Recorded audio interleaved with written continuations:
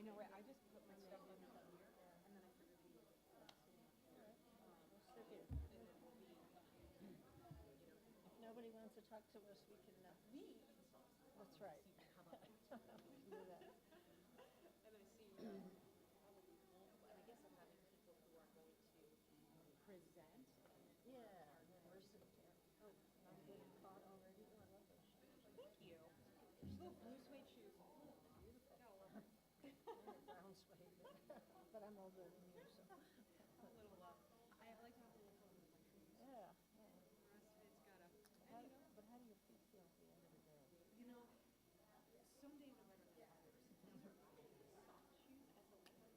Oh, yeah? And they have a patent pending, there's this much thickness in the sole. Yeah. And they also have, I would say a black one. These aren't stiff, I don't like them walking. And I can't like move quickly with Yeah, patience. yeah. Exactly. So I've got to be able to have fashion, comfort, and agility. Yeah. It's a hard combination. No kidding. Even those old guys could chase you, so. You better believe it. And some, the thing that one of the some of the devastating things about more devastating is that the mind decays and the body stays. And so you have extremely aggressive, combative, physically capable individuals without awareness. Oh, yeah. My mom died at 56, but after about 7 or 8 years of dementia. Her body was still there, but she knew she was going out. Yep. When it was. And that her brain wasn't working. Thank you for sharing. And then each of you has a microphone. The early, Might super. like that. Well, thank you. I got one, thank you. It is, especially early on. Did you bring an extra by you too? Oh, good, good. Say Oh, what? yeah. Okay, Yeah, but great. getting you into It doesn't matter where I sit? No, anywhere you want to. It's out of the way as possible. Yes. The old lady sorority. No, you could be friends. No, no, no. Bronze was, and there was the young lawyer who I knew from the Attorney General's office with had really bad illness, and she ended up dying in there right after my mom did. But my brother, who's 70 now, I think, he's over at South Meadows Renown right now because he's had some kind of a stroke or something. I mean, he's a hermit. He's probably 26 years. Probably my daughter's he's just kind of a hermit, kind of a black sheep of the family. Just didn't want to people, and he's been that way for years. No, we need to Talk about putting him over. Oh, geez, yeah, we can see on a camera shot. Talk about putting him over in the rehab hospital, Ranch Road, what's that one? Yeah, the coverage is pretty good too, so I was happy with that. Yeah, I know which, we know which one. It's You know that couple? My mom They was- actually, Mom was there for a month because she felt so that one great. I know, they renewed their wedding vows. I saw that on Twitter. Tom I loved it. I loved it, and I retweeted it. It was so amazing. Patrick made a ring out of a paper clip. Oh, so adorable. And and what a story, and how many other stories like that there are. Yeah, I think sadly there aren't that many of them. This couple just happened to get No, it right. I don't mean that actually get to that point. Yeah, but yeah. if you look at how their world crumbled. And I was talking with them beforehand, and I doing what I do, what we do. I mean, I end up sometimes And I think that's getting tunnel vision and thinking about people as patients. Yeah. And they were telling me, that they had a life before, and it's like, wow, I hadn't thought about that, as Right. much as I should. But yeah, they had everything before, and now there's nothing. Right. That was very interesting. No, that was an amazing story. And your staff, so. That's part of his job, to be the manager of the care department. I mean, this guy is. And I was talking to what's his deal? I forgot. Joe? Joe, yes. yeah. I'm supposed to know all about this. He's running around just like we are, Chris, between all of the different, players. He makes stuff happen. He does talk to my other sister. There's your guy. I'm very lucky to have him. He'll talk to him, not remembering who he is. He's West Hill. Used to be Yeah, run Whistle. West Hills. Yeah, what was that? Yeah. I didn't know that until yesterday. I think, he was a UHS executive and they shipped them all over the country. Yeah.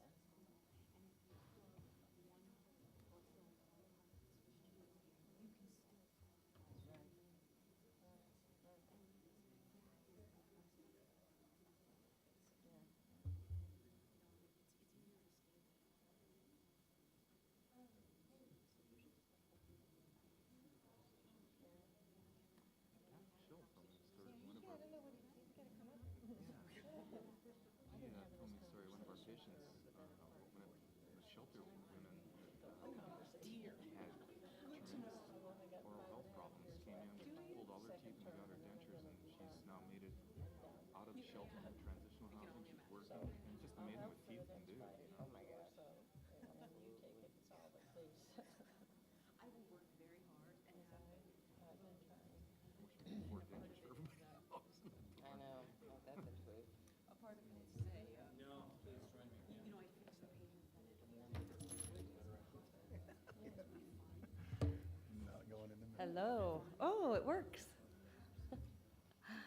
All right. Good evening, everyone. How are you? First of all, who's here from the county? Raise your hand. Thank you so much, you guys, for allowing us to use this facility. I really appreciate it. I'm one of those people that I love to embarrass people, so I might make you all come up here and fill these empty seats, right? And especially if you sit in the back, you're going to be probably the first one to be called on, okay? Good evening. I'm Mayor Hillary Sheevy. I want to say thank you so much for being here tonight. I have to tell you, this is going to be a conversation, one of many. A lot of people reached out to me, a lot of partners in the community that are a part of this process when it comes to mental health and addiction issues.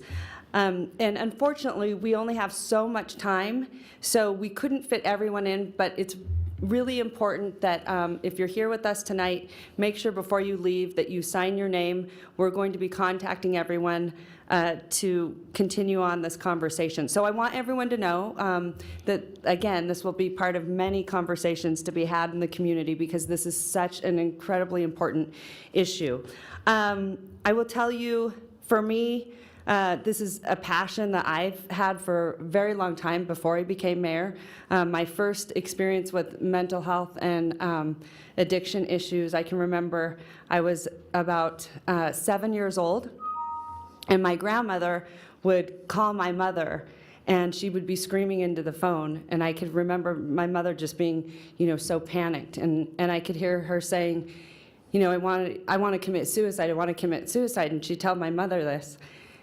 And I remember when the phone would ring and my mom would answer it, my heart would just sink. And it was so hard to hear my grandmother, acting really erratically. And this went on for years. I'd say till I was about 11 or 12. And then one morning, my mother answered the phone. It was my grandmother, and she said, I'm going to kill myself. I'm going to kill myself. And she kept saying this. And my mom was so sort of exhausted from this and said, fine, do it. And then about 3 days later, my grandfather called to tell my mother that she had shot herself. So for me, like I said, it's very personal, but and it's not something that I've talked about openly or in the public. But it's something that has stuck with me for a very long time. And I'm not telling you this story because I'm the only one that's gone through this. There's hundreds of thousands of people that have experienced issues with mental health and addiction. And that was part of my grandmother's issue, is that she was highly addicted to pills and had mental health issues. And back in that day, no one talked about suicide. That was a huge, huge stigma. But today, now that I'm mayor, I also get to see so many different aspects of what it's doing to a community, in our community. And I just want you to know this isn't just in Reno. We all know that. This is across the country. This is taking over the country. And the reason I know this is because I work with so many mayors from the U.S. Conference of Mayors. And this is one of the #1 topics when we're at the conference. And so we really need to come together as a community and have your voices, because here's what needs to happen. We need you at the legislature. We need you in Washington. It is really important that we all come together as a community and have our voice. And that might be a bill draft request that we need to go to the legislature. Many of you are probably familiar with that funding has been cut up to $20 million. This hurts us drastically. And so, I don't know anyone in my life that has not had a friend with addiction issues or mental illness issues. But the reason we're also here tonight is because one of the things that's happening that I've noticed as mayor, We have an incredible community that are doing so many things in our community to make sure that we continue to stay healthy, that I can't even begin to tell you how many people are doing things in this community that you might not know about. And that's why we are here, because a lot of people, they don't know where to get help. They don't know where. I mean, how many times have you reached out and someone says, I don't know? And I've experienced that. And sometimes it's frustrating for me as a mayor, and I say, wait a minute, if I'm having issues finding help, how are you finding help? So this is why I wanted to bring these incredible experts in the room. We're so fortunate to have them. Some really wonderful people that I'm very, very fond of. Deputy Marsden's over there. I didn't even recognize him. He's amazing. He is, he hates it whenever I embarrass him. But you don't even recognize him because he's not wearing his uniform. But he's, I say, the champion at Crossroads. And if you don't know about Crossroads, you will, because it's certainly something that we have in the community that saved hundreds, maybe if not thousands of lives. And so a lot of people need to know Crossroads. We also have the Honorable Sheila Leslie over here. I know she hates this. See, she hates it. But I always said after I'm mayor, I just want to do what Sheila Leslie does. That's what I want to do, because she's amazing, and I know for her this is your big #1 passion. And I always admired her work for many, many years before I got into politics. You were the only politician I liked. How does that happen? So, and then there's so many people that I want to recognize that I'm so fortunate to work with. And also, Judge Dorothy Nash Holmes is right here. She's incredible. There are so many amazing people in this community that know where to turn for help. So I don't want to keep going on, because that's the worst thing that politicians can do, because I want you to hear some incredible stories and about what we have in this community that can help. A dear friend of mine he's been a tremendous help on Operation Downtown. It's a big working group that I started. And in January, we will start the Mayor's Task Force on Drug Abuse and Mental Illness. And that's not anything new in other cities. Many mayors are doing it, but they're finding them to be very, very successful. But I need all of you. I can't do it alone. We've all got to do this together, but we all have to have these voices, like I said, whether it's going to the legislature and just helping one another out in our community. It's really, really important. So I'm so grateful that you guys are here. It means the world to me. But I want to introduce you to a wonderful friend of mine. He's a big champion for Operation Downtown. He's opening up his own mental health behavioral center here. He's very familiar with it, expert in the field, and so I'm so pleased that you are here with us, and you're going to kick this off. Steve Schnell.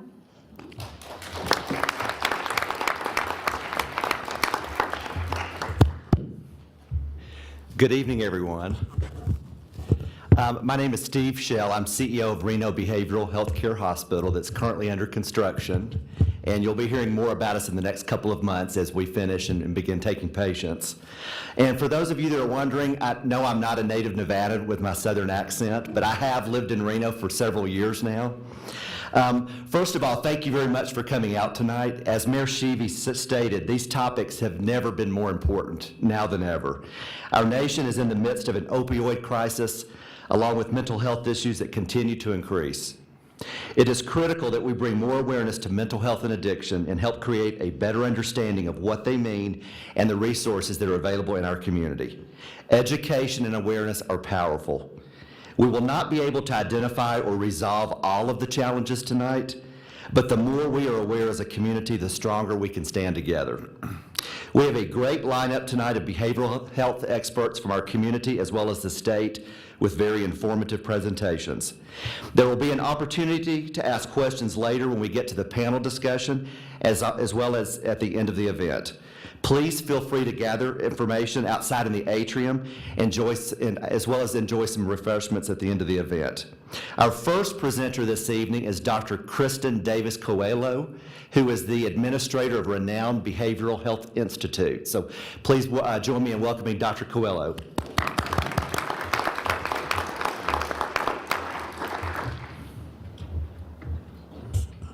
Hi. As Steve said, my name is Kristen Davis Coelho, and I'm a clinical psychologist and the administrator of the Behavioral Health and Addiction Institute for Renown. So my job tonight, being the leadoff speaker, I view as sort of setting the stage or laying a foundation for the conversation we're going to have tonight. Conversations usually go better when people are speaking the same language, so I thought we could start with just some basic terminology, some basic concepts as a foundation for what we're going to be talking about here moving forward. So I need to look behind me. I don't have the clicker. There's me. Click again. Okay, so we'll start off. The title of my talk is Mental Illness and Addiction. What is it and why it matters? So, what is mental illness? Well, mental illness is a very, very broad term that encompasses a huge range of experiences, from the mild and temporary up to the severe and chronic, right? To have a mental health disorder diagnosis, you need to meet a certain set of criteria, symptoms that last for a certain specific duration and a certain level of intensity to meet criteria for a diagnosis, right? Behavioral health clinicians use the Diagnostic and Statistical Manual of Mental Disorders. This is kind of the Bible for behavioral health providers. And we look at that and we match a person's experience with symptoms. So one of the common things that I hear from people is that it seems like we can diagnose anything today, right? Like anything, you kind of slap a mental health label on. If a kid is a little active in school, teacher says they have ADHD. Somebody's kind of prone to mood swings, they must be bipolar, right? And that is a risk. I'll tell you, that's a risk, that we pathologize normal human experience. So there's one piece in our mental health diagnoses that is supposed to be sort of a protection for that, right? One common thread across the diagnoses. And that is that the symptoms, whatever they are, have to cause clinically significant distress for that person, right? Be very, very intensely upsetting, or cause significant impairment in their life. So it has to actually be having a functional impairment in their work, their school, their family life, their ability to function in order to meet criteria for a diagnosis. So let me give you a kind of a common example, and that is a worrier, right? Some people are just more prone to being worriers than others, right? We know that. We sort of anticipate bad outcomes of things, think about stuff that happened in the past, sort of ruminate about stuff that might go wrong. And that's not a diagnosis, right? That's not a mental health disorder. If they're on this side of the continuum, right? Worrying, right? Gets a little more intense, bothers them a little bit, right? Still not a disorder. Gets to this point where they're sitting at work for 3 hours, staring at their computer screen, not getting anything accomplished, because all they can think about is all of the things that are going wrong in their life, or that could go wrong in their life, or that could go wrong in their friend's life, or their family's life.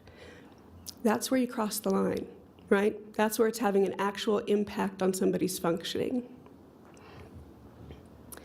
Serious mental illness, or SMI, is sort of a subcategory of mental health disorders. And these are disorders that really, the symptoms are so significant, so impactful, that they're actually disabling, right? The person truly cannot function in a work setting, in a school setting, in relationships, interacting with other people. So schizophrenia, for example, is typically considered a serious mental illness. Severe forms of major depressive disorder or severe forms of bipolar disorder are classified as serious mental illness. And that distinction is important sometimes because in research, we have to be speaking the same language, right?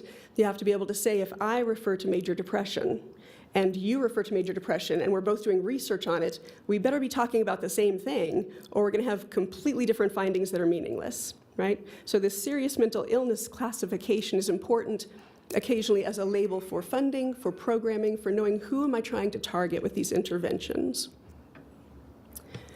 The other thing that we don't talk about often enough is the fact that for many people, not all, but for many people, mental illness, a mental health condition, is a chronic health condition, right? Similar to asthma or diabetes.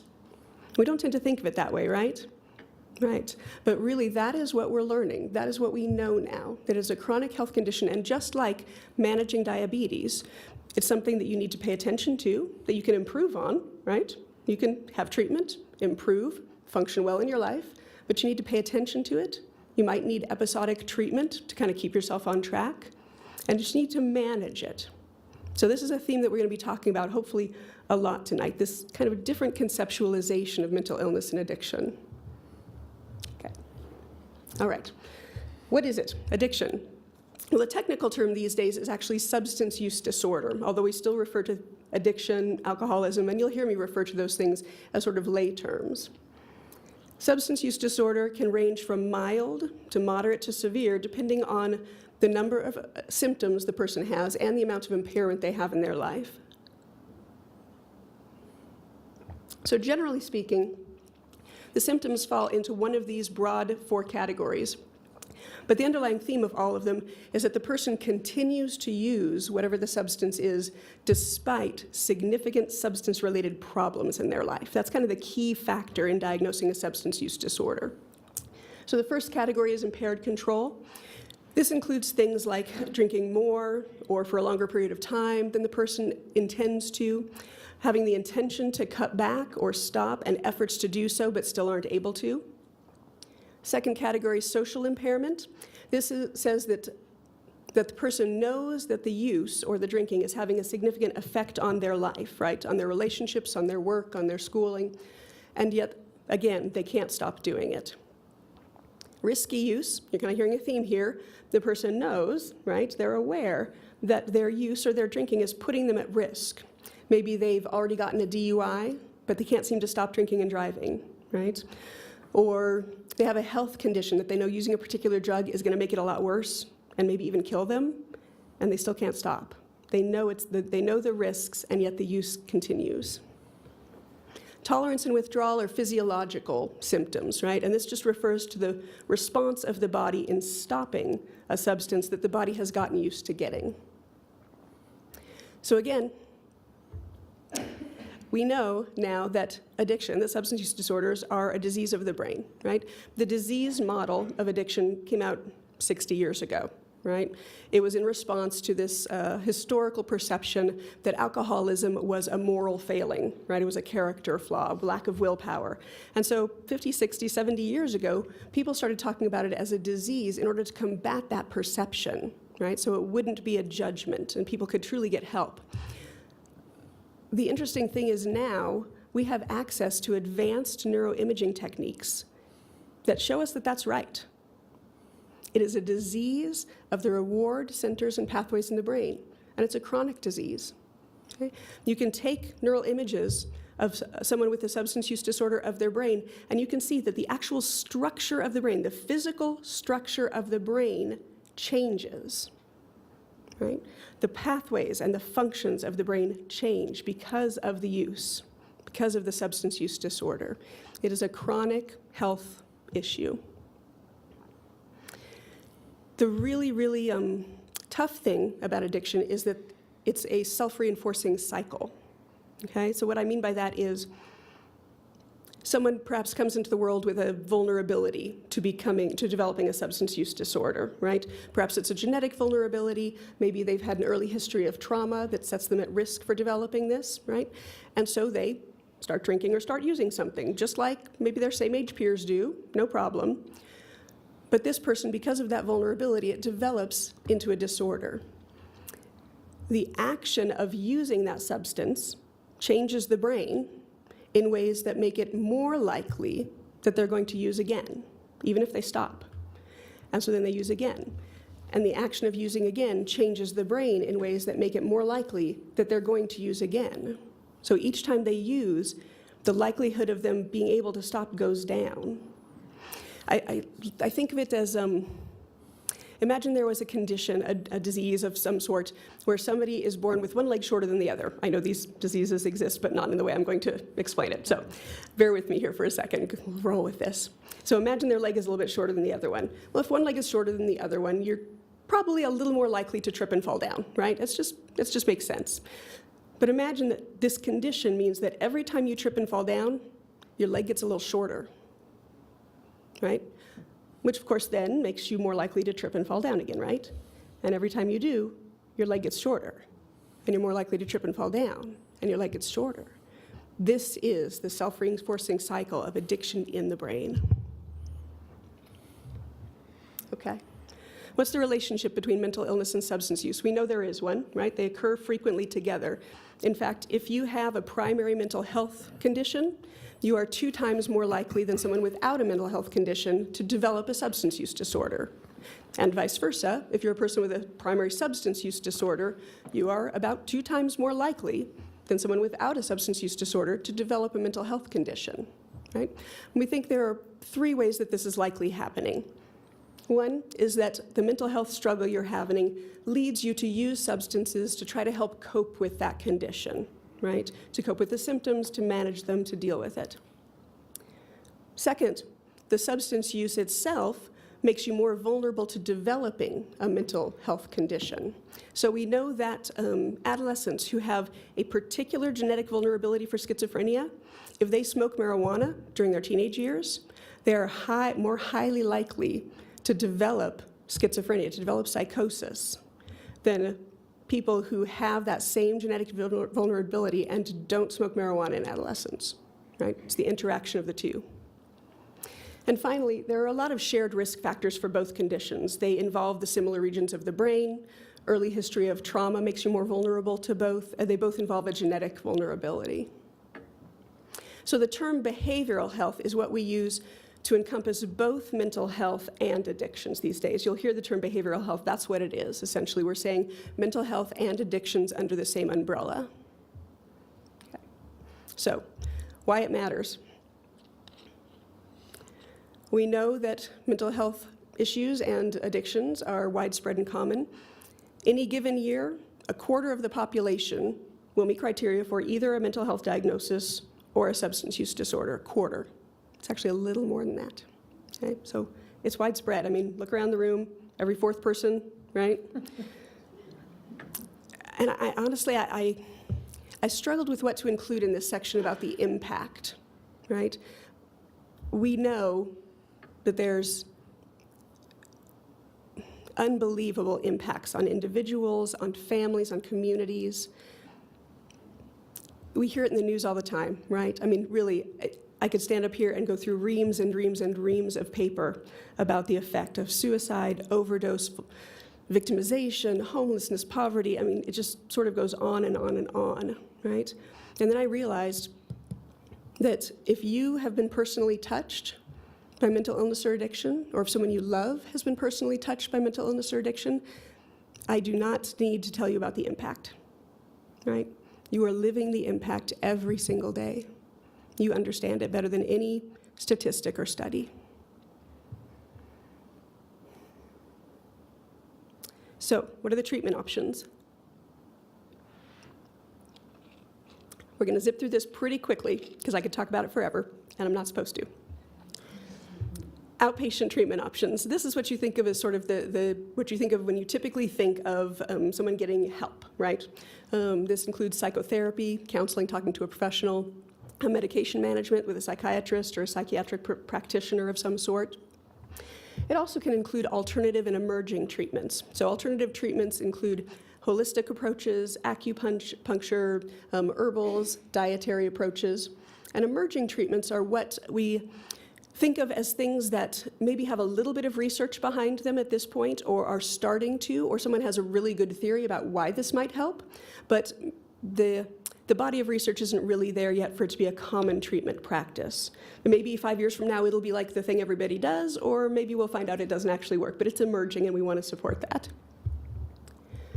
The second level of intensity is what I'm calling the intensive stay-home treatments, right? That's kind of my term for the fact that you don't like go and live somewhere, you actually go home. But they're more intense than your traditional, like go see your counselor and go see your psychiatrist. So 2 levels of that. One is the intensive outpatient programs, and these are typically 3 days a week for a few hours a day. They involve group therapy, individual therapy, classes to help support the person at a higher level if the lower level of care, the outpatient, isn't really meeting their needs. The next higher level is the partial hospitalization program. Now that is a bit of a misnomer. It sounds like people are going into the hospital, but the fact is you don't stay the night in the hospital. You go there, typically they are 5 days a week, 5 to 6 hours a day.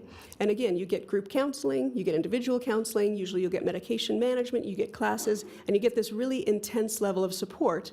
But then at the end of the day, you go home and you practice what you've learned. The next level I'm calling the stay there treatments, right? Because you stay there to get the treatment. And often these three terms that I have under there, inpatient hospitalization, inpatient rehab, and residential treatment or residential rehab, often they're used interchangeably, but really they are very different things. And you find that out if you try to go into one and your insurance covers one but not the other, and you use the wrong word, and right? That's how you figure out that they're different. Inpatient hospitalization is going into a psychiatric hospital or a psychiatric unit at a general hospital, and it's typically a brief stay, 2 to 5 days. The goal is to stabilize somebody. It's not intensive treatment focused. It's not make a lot of changes while you're here. It's really just come in, let's make sure you're safe, let's do what we need to do in the short term to get you back out into your home and your community. Inpatient rehab or rehab programs typically last a little bit longer, and they're more treatment focused. Those might last a week to 3 weeks. And the residential treatments are typically the longest. Those might be between 28 days and 90 days. And again, that's more focused on long-term treatment, relapse prevention, and stabilization. So those are the different levels of care, the outpatient, kind of the intensive stay-home ones, and then the stay-there ones. How it gets determined which one you're going to have really depends on a few different things. One is individual preference. The person who's going into the treatment probably has an opinion about what they think is going to work for them, and that's a part of the decision making. The other is the severity of the symptoms. The other is what the level of risk is for the person. And then, if they've had previous treatment, how effective was it for them? One word about detoxification. Just to kind of combat a myth, right? Detoxification itself is not a treatment, right? It's a medical intervention at its core. And really what the goal of detoxification is just to, in a medically safe way, get the substances out of the person's body that they've been using, right? Usually it's a precursor to treatment for people that have been using at a heavy level. It can happen in an outpatient treatment or an inpatient treatment, depending on what the substance is and what the level of medical risk is. And other supports. These are not formal treatments like the other ones, but they're critical for maintaining recovery, right? Supportive housing, recovery-based housing or group homes, community support groups, 12-step programs, support groups like NAMI, the National Alliance for Mental Illness that we'll hear about later tonight. These are all critical for helping the person maintain once they're in the less intensive levels of treatment. Okay. This is the happy slide. Okay. There's lots of unhappy stuff about these topics, but this is the happy slide. So, treatment effectiveness. Mental illness, right? The majority of people, even with a serious mental illness, who engage in active treatment, active, effective treatment, improve, okay? 60% of people with schizophrenia have an improvement rate, right? The improvement rate for major depressive disorder is 70%. The improvement rate for bipolar disorder is 80%.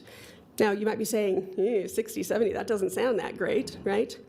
But when you compare it to other chronic health conditions, it's right in there. Cardiovascular disease, 65% improvement. Diabetes and asthma, 75%, right? The recovery model says that the state of achieving mental health is not about a lack of mental health disorders, right? It's not about a lack of stress, a lack of symptoms, even a lack of a history of substance use. That recovery is about living a meaningful, self-directed life, with or without a behavioral health condition. There are 4 conditions, 4 dimensions of recovery that we talk about. One is health, right? That is being able to make healthy choices for your own emotional and physical well-being, having a safe and secure place to live, having a sense of meaning in your life, engaging in work, school, relationships, volunteering, creative outlets, and being a part of a community, developing a support network, engaging with your social network. Okay. Now, I want to take one more second, if I will be obliged, and go back to this idea of the chronic health condition, because it really drives how we intervene. This is my goal, right? I'm speaking for myself here. Nobody else told me this. This is my goal, an emotionally healthy, thriving, resilient community. And I think one of the ways we get there is this idea about addictions and mental illness being chronic health conditions, right? That's very different than how we treat other chronic health conditions. Can you imagine for a second that we talked about other health conditions the way we talk about addiction and mental illness, right? We'd be saying, that's Sally. She has her asthma medication. She has a nebulizer breathing treatment at home, and yet there she is, back in the hospital, not breathing. She obviously doesn't want to get better, right? Or Mr. Jones, if your blood sugars go above 300 again, we're done. We're not paying for any more treatment for you. Would we ever say that, right? And yet these are the conversations that happen, and we need to break down that distinction if we're going to make progress on this. Now, like I said, this is my goal. I think we can get there. It's a little ways from where we are now, right? Needless to say. But we can get there. And we can get there by having things like tonight, right? This is the start. Conversations like this where we break down stigmas, we get rid of stereotypes, we give people good information, and we support them in reaching out for help. So even if we have to start like one person at a time, this is the place to start. And I know we can get there. And I'm really, really glad that you're here tonight to be part of it. Thanks.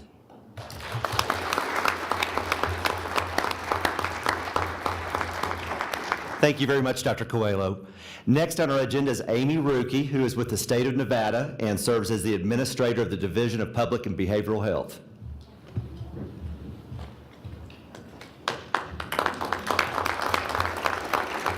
Thank you. Good evening. That was inspirational, what we heard. And I have a clear connection with this population. Some of you may recall I ran a community organization down on Record Street for several years. This community and its mental health are very important to me. And I'm really glad we're here tonight to talk about issues related to mental health. My focus is going to be slightly different. I want to talk today about the state of mental health and why the bureaucracy that is the state agency does or does not provide the resources that everybody believes should be available to the community. Do you want me just to use the clicker? Whatever you want to do. I didn't know where it was. It's right here. I'm going to see if I can do this. Oh, look at that. Okay, so it's a little difficult to actually see, but organizationally, what's important to understand, and most people, they think of the state agencies as this big dark cloud, and I understand why. We're part of the Department of Health and Human Services, and under the Department of Human Health Services, my division is Division of Public and Behavioral Health. In addition to that, there's Aging and Disability Services that does different things, as well as the Division of Healthcare Financing and Policy, which is a fancy name for Medicaid. Our Welfare and Supportive Services is another division that does eligibility and SNAP benefits and helps with eligibility for Medicaid. And the Division of Child and Family Services, and you'll hear from Kelly Woldridge after me. She's the administrator of that division. My division is comprised of 4 main areas. One of them is clinical services, and that was the position of deputy administrator I formerly had before I was moved into the administrator role. So again, mental health is important. Beyond that, we do regulatory and planning services. We do communicable and chronic disease management. We have a lot of responsibilities across the state that are public health related to maintain a safe environment in the state for a lot of things that we do that are health related. I have to admit that I'm much more closely aligned with and interested in this subject, so I'm glad I was asked to speak tonight. One of the things that is always a topic that comes up is, why is it that they're cutting the mental health services budget? Why is it that NAMS again is facing cuts as we go through a legislative session? I ask the same question, but if you look at this slide, what is important to note is our division, which has about $400 million in federal funds, general funds, fees, and other small things like third-party payments from Medicaid and cost allocation, those kinds of things. That big yellow box in the middle of that screen shows that in general fund, which are the first 2 bars, what you see there is the blue is this current fiscal year, and the gold is next current fiscal year. That yellow line that's in the middle of that box represents the general fund that the behavioral health, the mental health budgets get to run the hospitals. That is why the legislature spends so much time talking to us about our budgets.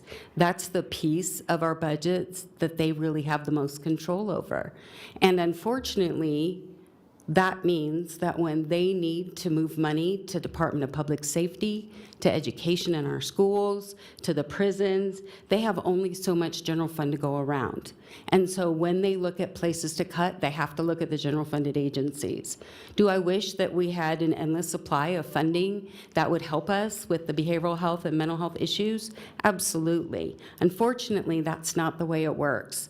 So please understand that when we have these conversations at the legislative level, and they're talking about cutting mental health and not talking about our regulatory activities that we perform, or our community health nursing functions, or other things that we do in our division, that's because the majority of that funding is your state tax dollars, and they are appropriately concerned about managing those, and sometimes the priorities shift.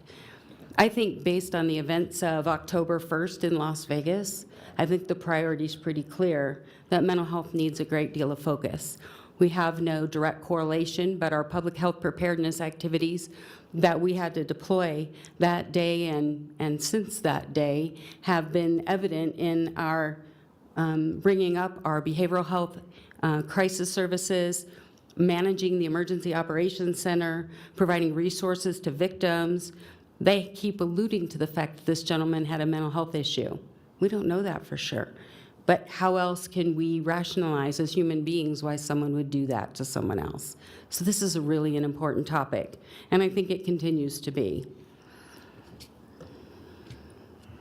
The changes to our mental health budget over the past few years are interesting to look at. If you look at the first set of bars, they're fairly low. That is what we actually spent in last fiscal year, which means July 1st through June 30th, 2016, how much money we actually spent. What we were allowed to spend are the next two set of bars in 2016. We were allowed to spend up to that level, and we couldn't. And the reason that we couldn't is not because we couldn't fill our beds or that we couldn't have enough people that needed services. The reason that we couldn't spend those dollars is because we have a very difficult time filling our workforce needs. We have a very difficult time competing with the public entities who can pay more for some of the clinical positions that we have. As a state agency, we have to compete for positions like clinical nurses that we use in our agency and that they use at Renown and St. Mary's and even other state agencies, and even the local government, even the county pays more than some of the state agencies can pay. And so we can't fill our workforce, and therefore we can't spend our money. And unfortunately, that also leads to our getting less money in the future. Because based on what this says, we didn't need all the money we were allowed to spend because we didn't spend it. In our future fiscal years, the next two sets, in fiscal year 16 and 17 are the blue bars. That's how much we were allowed to spend in fiscal year 16 and 17. However, what you see in gold bars are what we're allowed to spend in 18 and 19. And when you compare those two gold bars at the end to the first two bars, you can see what we actually spent last year, we can spend this year, and then some. So we didn't really cut our budgets by as much as it sounded. We actually can spend the resources that we have if we can maximize those dollars and if we can actually fill those beds. So those cuts, although large, really aren't as impactful as they seem. One of the ways that we're trying to modify our system and provide different access points is through the new delivery system that we are one of 7 states that gets to pilot, called the Certified Community Behavioral Health Centers. That's a completely new concept. In essence, it's taking the behavioral health activities for substance use disorder and mental health patients and combining them with federally qualified health center activities or primary care. Those two activities combined together make these new certified community behavioral health centers. We have 5 of them in our states. 1 of them is in Reno. We've got 1 in Fallon, 1 in Elko, and 2 in Las Vegas. Those are pilot projects. They're being watched really closely. They are paid for by our Center for Medicaid and Medicare Services, which is great. We're hoping to be able to set more of those up moving forward. And hopefully places like Northern Nevada Hopes can become one of those in the future, and they get more funding coming to them. They get an enriched rate of reimbursement, and they have required services. Those services are much like the services that people need for behavioral health, and include crisis services, outpatient behavioral health services, primary care screening, monitoring of key health indicators and risk, targeted case management, peer services, and psychiatric rehabilitation services. So that concept, which those of you who've worked in the field or know much about this, would go back to the idea of a health home. We all go to our doctors, our primary care doctors, when we have a sore throat, or when we have a headache that won't go away, or we stepped on a nail. So we go see that doctor for our medical needs. And never in that conversation do we really have any point in time to say, how are things? How are you feeling? How are you sleeping? How are you eating? Anything bothering you? Generally, what we see in primary care offices is, you're in, why are you here? Let's do some vitals, nice to see you, and you're out the door. This concept forces the hand of the primary care and the behavioral health services together so that in that one visit, we can identify the risks, and we can make sure that person who maybe stepped on a nail also gets care for in another environment, that mental health issue, that substance use issue. Wow, it looks like you lost a lot of weight and you don't look like you've been sleeping. What's going on? Well, that's not why they came, but boy, that's something we need to talk about. If you have a good doctor, they're doing that, but they don't do it regularly. This forces that change in the way we provide services. That's in addition to services that were previously provided. And we hope after the 2-year pilot that we can grow more of these. We're trying to set more of them up moving forward. In addition to that, the change in the environment has been the addition, thanks to our governor, of adding the expansion population in 2014. That means single adults who are at a poverty level between the ages of 18 and 64 are now eligible for Medicaid. That's great. You know how difficult it was to be a provider out there in the community and say, sorry, I know you have a mental health issue. You've not been defined as disabled, because that's a difficult process. However, we're going to say you need health, but the only kind of mental health care we can give you is over at NAMS, and the waiting list is 6 weeks. That's the way it was. We now have managed care, and we now have a payer for those folks, which is wonderful. However, if you're trying to navigate that system, I can guarantee if you talk to any provider or any family or relative of a person who has a mental health disorder and happens to be covered under Amerigroup or Health Plan of Nevada, or the new one, Silver Summit, that it's really difficult to access services. I don't know where to go. Who do I call? What do I do? So oftentimes, I'll tell you to be honest, they go to NAMS, and NAMS says, you really shouldn't come here because our money is supposed to go to people who don't have any benefit, who can't qualify for Medicaid, but we're going to help you because we don't want to turn you away. We don't want you to decompensate more. We don't want you to be at risk. So here's a prescription for your medications. Here's a way to get them filled. But we're going to give you a phone number. We'd like you to call them and help them to help you navigate that system and get you enrolled and get you in to see a provider that can give you that care, and it's paid for by your insurance company. Isn't that great? Most of the mentally ill folks who we deal with in this community aren't organized well enough to do that. It's unfortunate because that system is set up for maybe any one of us who has to navigate our own medical insurance, where we have to call and try to find out who's on the provider list and where we can go and where the line's not too long and where our copay won't interfere with our ability to get care. That system works well for people who aren't disorganized and have a mental health issue, especially those who are severely and persistently mentally ill. So the problem with this system, although well-intended, is it doesn't navigate for the patient well enough. And I think that's a place we need to do better. That's one of the things I'm hoping that we're moving towards. I see my friends from NAMI both shaking their head. Hi, Ginger. Hi, Sandy. I know that we're working hard, and thank you for all you do. The things that we do as a state agency that we provide direct service for, and I'll tell you, most states don't do it this way. Our state still provides civil inpatient hospitalization. So the Legal 2000s, they can go to NAMS, they go to Deanie Townsend, Down south, it's called Ross and Neal. We have limited funding based on what I told you about before, and we have limited capacity, and we're still providing those services. I'll show you in a few minutes a slide that says what the insurance is on the people we treat. And it's uninsured, but it's not all uninsured. We take care of civil mental health services, inpatient and outpatient, at both NAMS and SNAMS, and we also provide housing supports on a limited level. Those MCOs I was just talking about, unfortunately, the problem with them is they will provide housing, but their criteria to get someone to housing is ridiculously difficult. I believe when I talked to the folks from, I believe it was WellCare, who's the behavioral health arm of Amerigroup, they said if someone has psychiatric emergency room visits over a 6-month period of like 12 times, we'll help pay for their housing. That's ridiculous. So we keep them in some of our housing supports at NAMS, and then we don't have enough money to go around. Because if we look at the intent, our money is for those people who don't have a resource. And yet, we're care providers. So we see that person and we say, but if we don't let them be in our housing, what's going to happen? They're going to fall apart, and we don't want that to happen. So we keep them in our housing, and then we have limits on that housing dollar. We also provide mental health services for the forensic population, and we're the only ones who do that.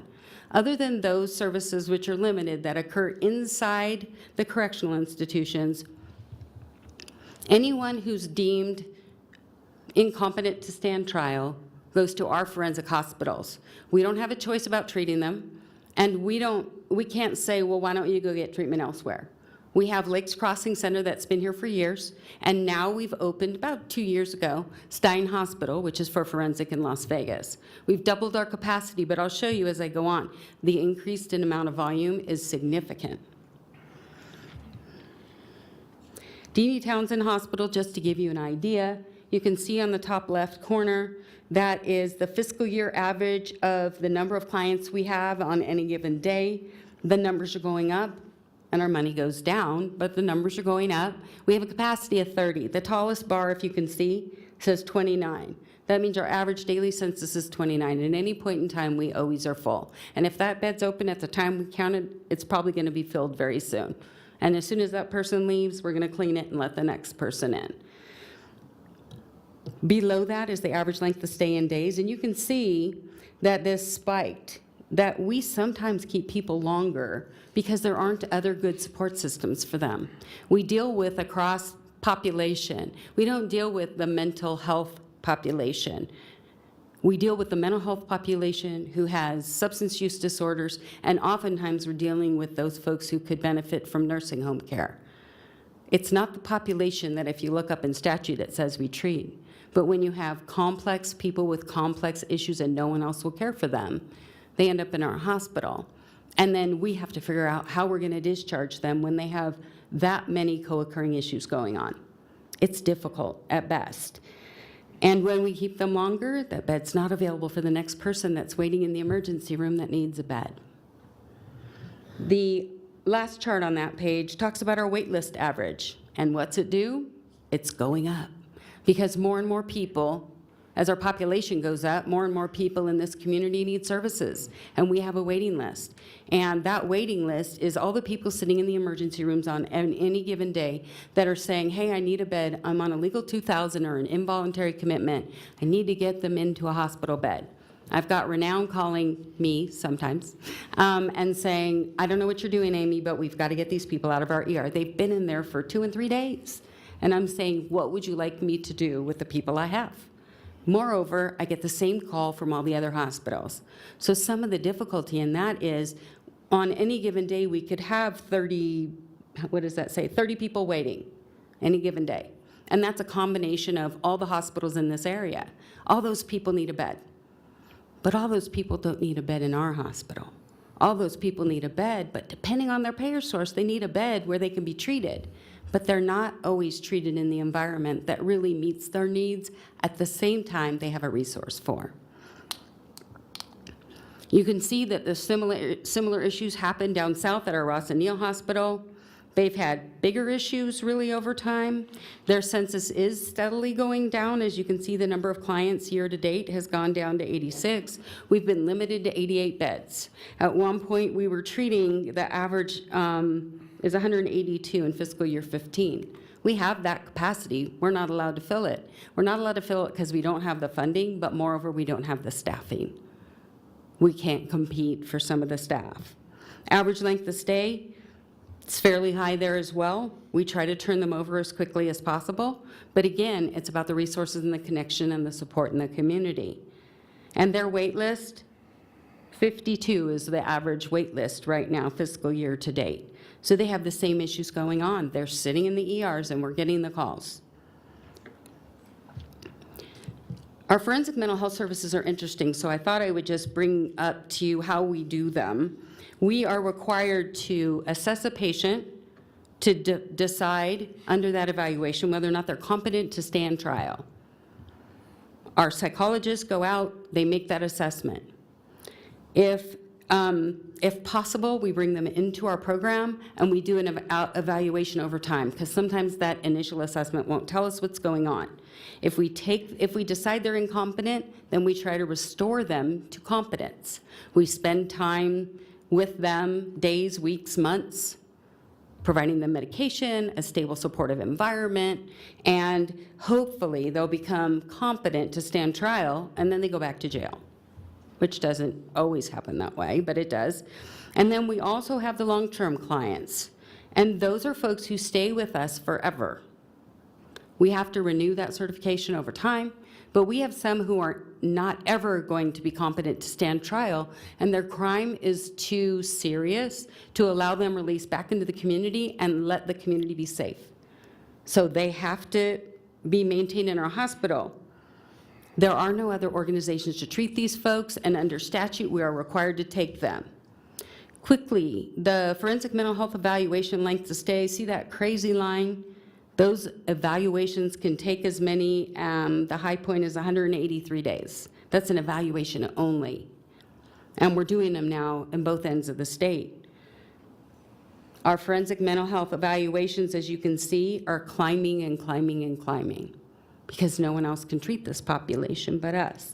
And now that we have 2 hospitals, it seems like we just get more and more referrals, because the alternative to our treatment is keeping them in jail, and unfortunately, the jails are keeping way too many mentally ill people locked in their buildings, and they shouldn't be. The statewide forensic restoration clientele, you can see the length of stay there is all over the place. Restoration can take very long if they're restored at all. And that means they're responding well to medication, the therapeutic interventions are working, and we seem to be able to restore them to competence to send them back to jail. There's something about that that doesn't feel really good, but we have to send them back to jail because they're still standing trial. And statewide, the forensic restoration numbers, as you can see, just continue to climb. The long-term clients, their length of stay, we've got people there who've been there at Lakes Crossing for more than 10 years. The problem with the issues of having these long-term clients are not that we can't house them safely, although we do have quite a few injuries in those environments for our staff. But we are under a consent decree, which requires us within 7 days of the judge's order to evaluate that client and find a bed for them. And when we have clients who are staying in our long-term facility forever, for a long time, for 10 years, for more, we run out of room. And if we're out of compliance with that required consent decree, we're under penalty of, I don't remember the number, thousands of dollars a day if we don't comply with this, and many states don't. So that's another area where state general fund has to go without choice. The ER waiting averages, just to let you see this bar, which is a little bit hard to see even on my page, but what's important is those green bars on the top are the amount of time that people are waiting in days in the emergency rooms. The blue is the adults in the south, and the green is the adults in the north. You can see that waiting times, although we're trying to work on them, we're seeing some improvement. This is only the month of September that I'm showing you here. The average ER waiting time On an annual basis, as you can see, we're still dealing with significant amounts of time, although it's improved. The adults in the South were significant and down to 49 days on average, which means they're also being held on other floors with other conditions. And we are working on improving the system of tracking these folks and also working with the rural hospitals to ensure that they understand how to stabilize this population, treat them, and discharge them to their community where their support system should be, rather than having them in their emergency room just to find a way to get them into one of our hospitals in Reno or in Las Vegas because they just want them out of their small rural hospital. That's not always the answer. So we're working on that. This is more about the statewide emergency room waiting averages.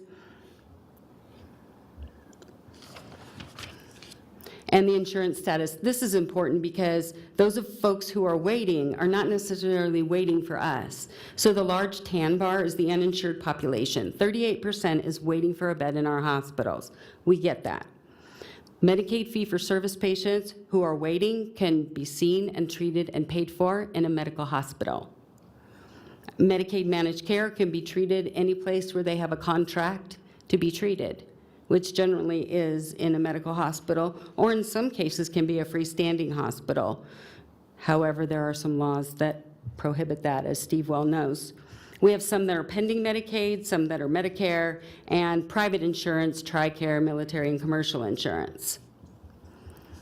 Statewide, the inpatient treatment that we provide, the status of those we actually admit in our hospitals, the golden bar at the bottom are the uninsured. Those are who we treat in our hospitals. All those other bars, all those other colors are folks who have resources and could be treated in another environment.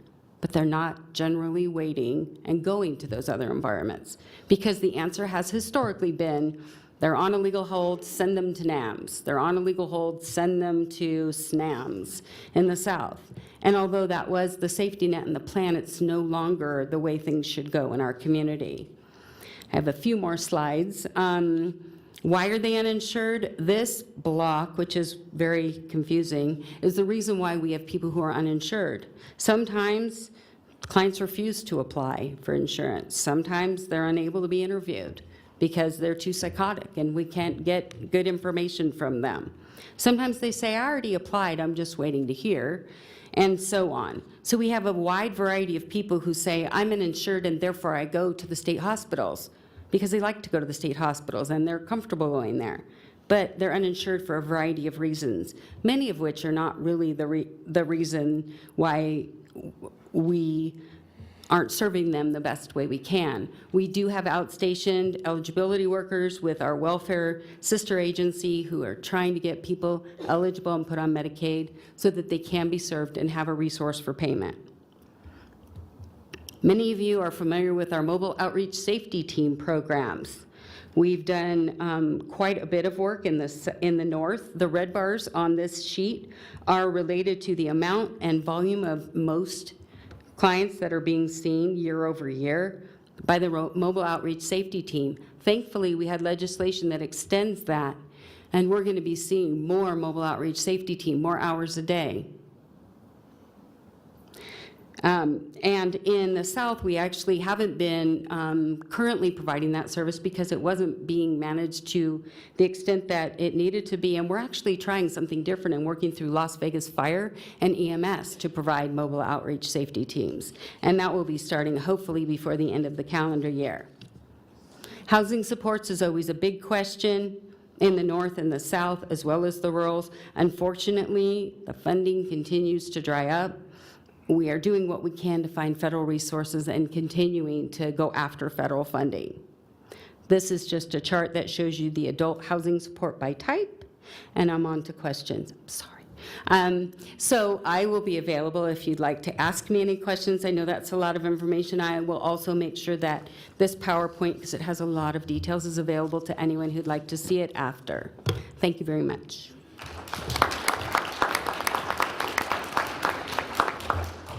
Amy, thank you for giving us that perspective from the state. Thank you. Next, we have Kelly Wooldridge, who is the Administrator of the Division of Child and Family Services, and she's going to give us some brief statistics on where we stand as a state regarding kids. Good evening. So I will try to click and talk at the same time, so hopefully I'll be able to do that. As Steve mentioned, I am Kelly Wooldridge, and I have the pleasure of serving as the administrator for the Division of Child and Family Services. And the data that I'm going to present to you tonight is from the Behavioral Risk Factor Surveillance Survey, and it's from the Center for Health Information Analysis, the Nevada Department of Vital Statistics, and the Youth Risk Behavior Surveillance Survey. I know that's a mouthful. I do want to just give a little bit of a warning about some of what I'm going to present tonight. It's some suicide statistics for youth in Nevada, and I know, excuse me, that some people might struggle with that, so feel free to get up and leave. So moving on. Ooh, I did it. DCFS, the Division of Child and Family Services, who are we and what do we do? We have what I like to call, we do child welfare services, and we have what I like to call collaborative policy making and oversight with our two big counties, Clark County Child Welfare Services and then Washoe County Human Services Agency provides child welfare and child protection services, and we do oversight and policy making for that. We also do direct child welfare services and child protection services in the rest of the state and all of the rural counties. We also have our juvenile justice services. We have the high-end juvenile justice services. We have 3 correctional institutions. One is the Nevada Youth Training Center in Elko. The next is the Kelliani Youth Center in Kelliani. And then finally, our secure high-end facility is our Summit View Youth Center in Las Vegas. And then what I'm going to talk a lot about tonight is children's mental health services. I have been in children's mental health services for several years, and the children's mental health services that we have in Washoe County is our Northern Nevada Child and Adolescent Services, and that includes outpatient therapy from birth to 18. We have an early childhood day treatment program there that's funded by Victims of Crime. We also have our Wraparound in Nevada program. We have 2 youth residential placements. One is our Adolescent Treatment Center in Sparks, and then we also have our family learning homes that are on the campus up by the university. So the Youth Risk Behavior Surveillance Survey, I'm going to try not to say that again because I can't get it out all the time, is a survey that is done every other year, 1 year with high school kids and 1 year with middle school kids. And it's an anonymous survey that kids complete, so it's self-report. And so the data that I have is on high school students from 2015 in Washoe County. And if you look at this first chart, this is the percentage of high school students who felt sad or hopeless in 2015 in Washoe County. As you can see, 44% of those reporting were female. The ages 14 to 18 are all about the same amount, and it's the same through the grades. It's all about even. And that we also had in race the Pacific Islanders, Native Hawaiians reported more. This next slide shows the number of youth that seriously contemplated suicide in 2015. And you can see again that the highest amount was females, and that the highest age was 15, 10th grade. You're going to kind of see that throughout these slides. And again, Native Hawaiian or Pacific Islanders were the highest in race. So this next chart shows the number of high schoolers who made a plan about how they would attempt suicide in 2015. And as you can see, again, females were higher. It's about 15-year-olds were the highest, 10th grade was the highest, and then the Native Hawaiian Pacific Islanders. This next slide shows the percentage of high school students who self-reported attempting suicide. This slide shows us that in Washoe County, the percent exceeds what the overall state rate is. So in Washoe County, 11.7% of kids reporting it. In the state overall was 9.8%. This slide demonstrates the percent of high school students whose suicide attempt resulted in an injury, poisoning, or overdose, and they had to be treated by a doctor or a nurse. And it changes a little bit here. 4.4% were male, which were the highest. 6.2% were 16-year-olds. 5.1% 10th grade again. 16% were the American Indian, Alaskan Native, and then we added 10.2% for American Indian or Alaskan Native. So we're at the tip of the iceberg with this data from 2015. 4% of high school students in Washoe County had a suicide attempt that required treatment by a doctor or a nurse. 11.7% had a suicide attempt. 15.4% had suicidal ideation with a plan, and 18.8% had suicidal ideation and were seriously considering it.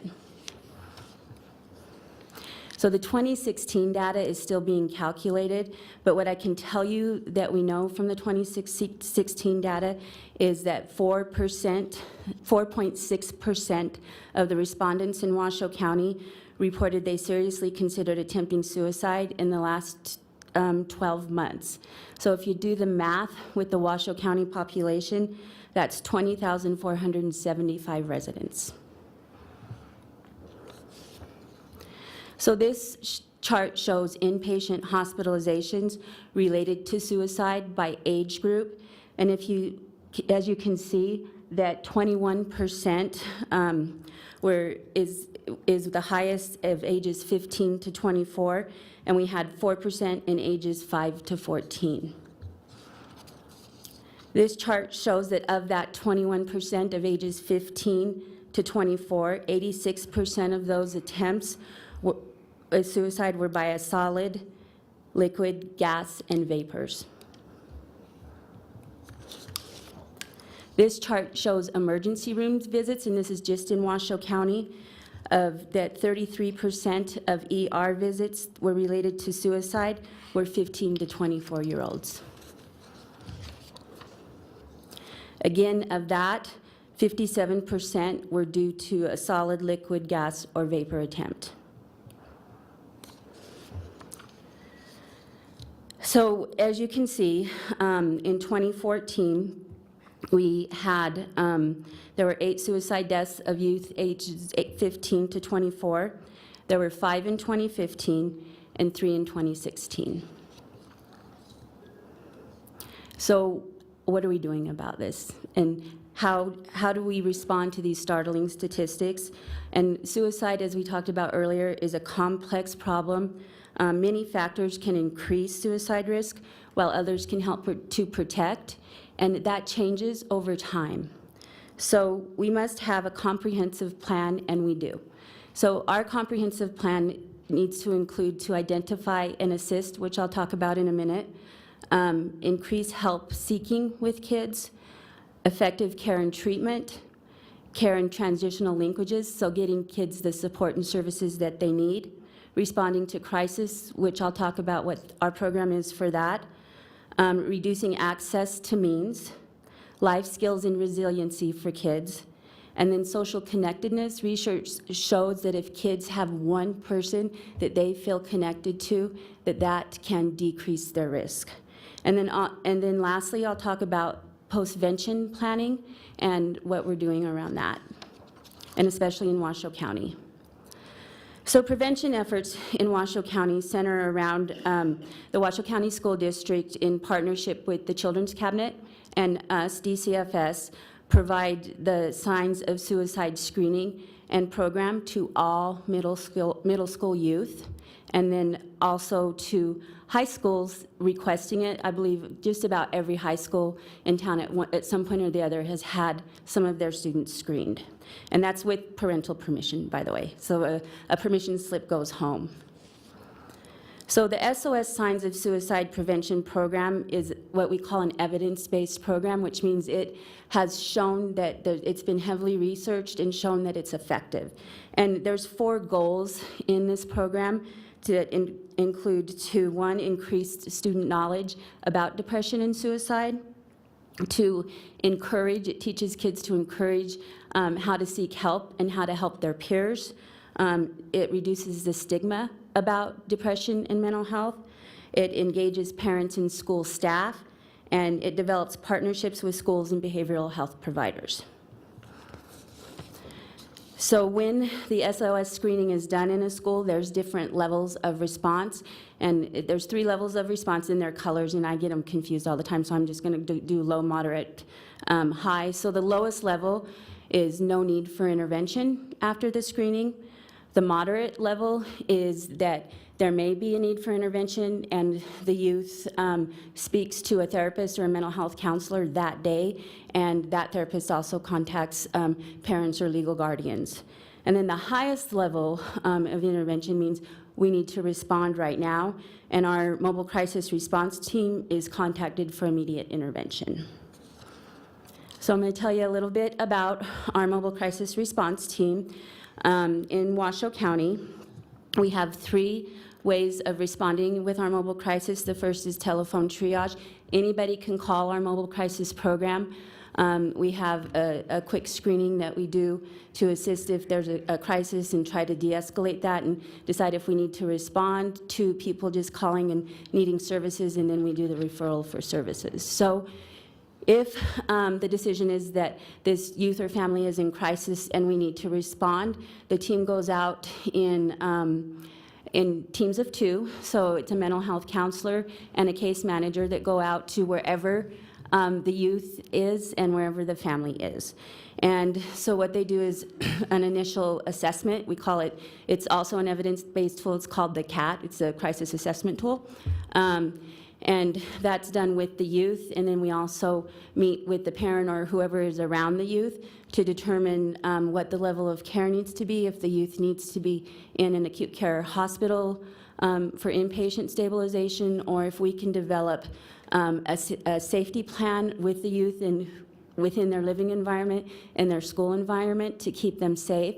What we do, if we are able to develop the safety plan and get agreement from everyone to follow the safety plan, is that mobile crisis team is available to that child and family for several days. We go out and contact them as many times as they ask, or as many times as we think they need to assist that family. And then the third part of our mobile crisis is what we call stabilization. Families can choose to continue working with the mobile crisis team for up to 30 days after that, while we continue to stabilize the family and get them referred out for services. So since we started the mobile crisis team in July of 16, in Washoe County, we have served 967 kids. And so what is the outcome of our mobile crisis response team services? And I'm proud to say that out of those 67 kids that we've served, only 18 of those kids have had to be served again by the mobile crisis response team at least one more time. 94% of the kids that we've served have hospital diversion, which means we were able to keep them out of an acute care hospital and keep them safely at home and in their communities and in their schools and with their families. And 67% of those kids that we have served have chosen to go on to our 30-day stabilization program. So next is our post-vention plan. So a post-vention plan is something that's recognized by the Substance Abuse Mental Health Services Administration, the Suicide Prevention Resource Center, the National Association of School Psychologists, all released guidelines about how schools and communities should respond following an episode of serious suicidal behavior, including suicide attempts and death by suicide. These activities are conducted with the goal of fostering positive adjustment in the school community following a crisis.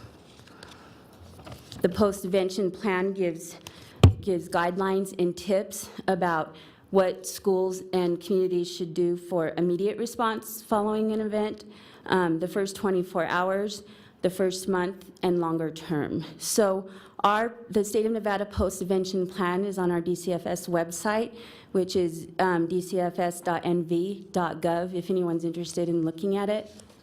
And then lastly, I just wanted to make sure that I give some resources. So the Suicide Prevention Lifeline is 1-800-273-TALK. We have the crisis call center is 784-8090, or you can text 839-863, the word answer. Our mobile crisis services, the number for them in Washoe County is 688-1670. And then the Children's Cabinet is 856-6200. And then I just noticed what I did not put on here is our Northern Nevada Child and Adolescent Services, and the number for that is 688-1600. So thank you for your time tonight.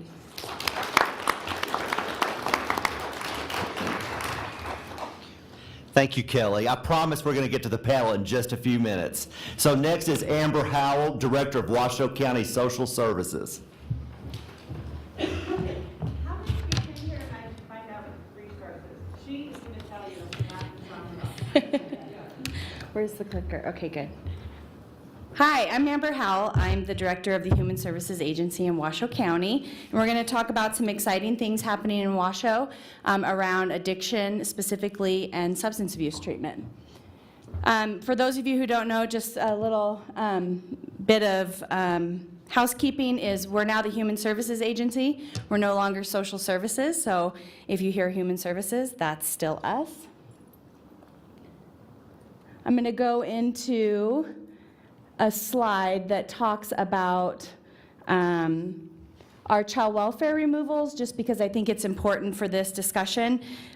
So you'll see our child welfare removals in Washoe County. I just want to highlight that 31% of our removals are due to drug addiction, and 60% are due to neglect, a majority of those who have mental health issues. So it's a very pervasive issue amongst our child welfare families. On slide 14, I want to talk a little bit about our Crossroads program for those of you who don't know. Adult services used to be something that people would come in, they'd get their check for the month, and then they would go out and spend it on whatever they wanted. And we realized that that wasn't probably the best thing to do, right? Because we know that free money isn't always good money, and we don't get good outcomes with that. So what we did is we reinvested those dollars and opened a Crossroads program. Crossroads is a housing first program. It is not a substance abuse treatment facility. It's to put people in homes, because we know that shelter is the most important thing to have first, right? You need to have a roof over your head and you need to have food. And then you can get down to business and figure out how you're going to battle your drug addiction and mental health issues. So we started with one home in Washoe County on Gould Street, and it was a collaboration with Catholic Charities, the Sheriff's Office in Washoe County, and we started that program.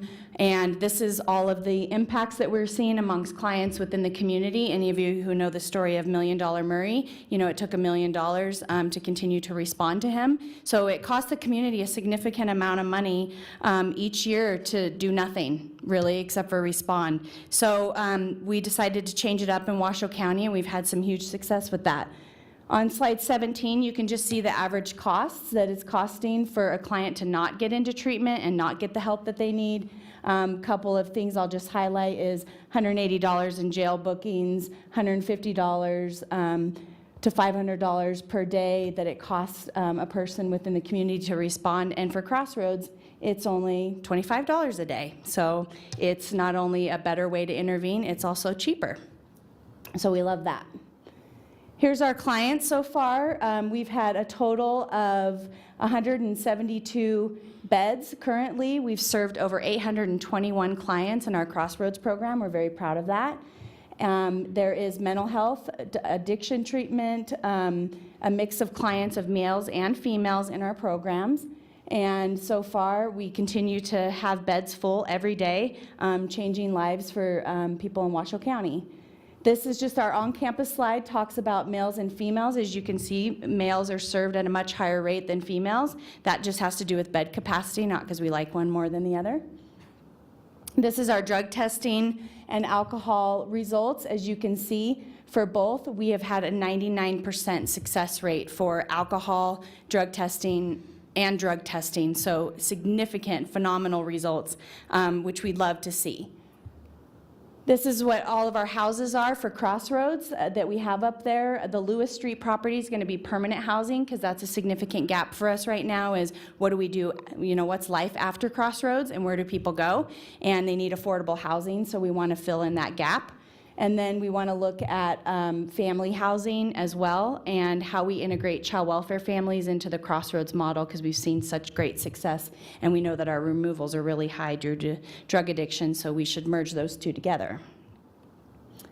Bed availability, just so you can see, we have a total of 177 beds so far, and we'd love to double and triple that because it's working so well and we're really excited about it.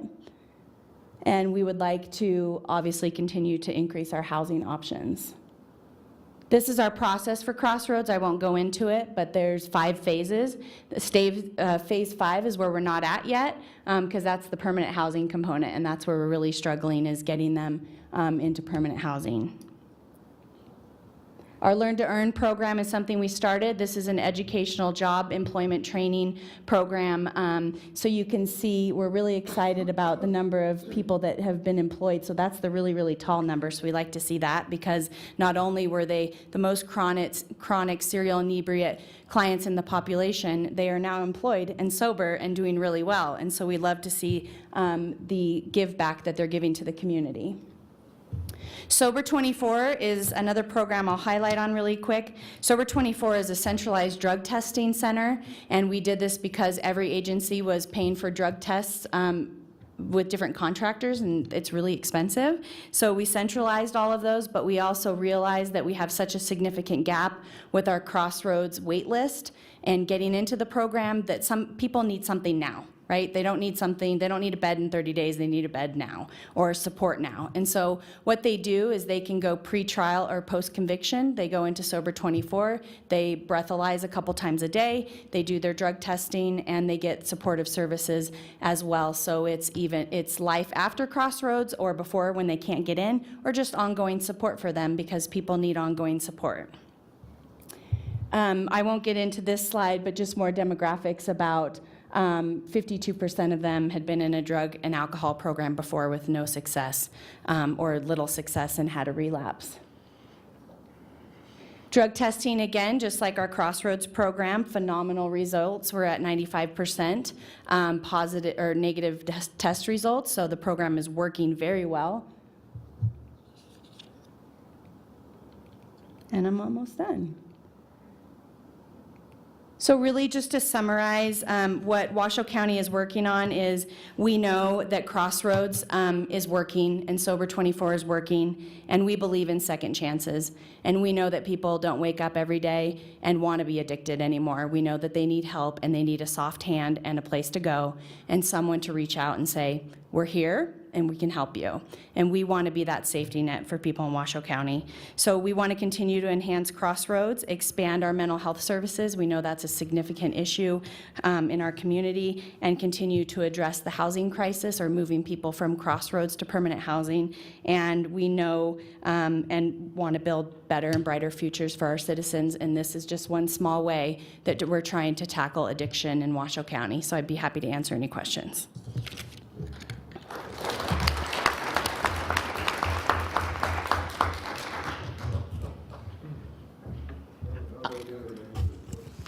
We're going to have a question period in just a few minutes when we start the panel discussion, if you could just hold your question.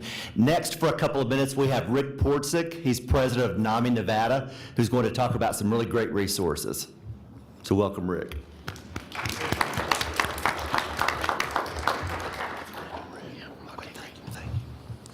Thanks, Steve. And good evening, everyone. Want to thank Steve and the mayor for including NAMI into this evening's program. I guess I can use this.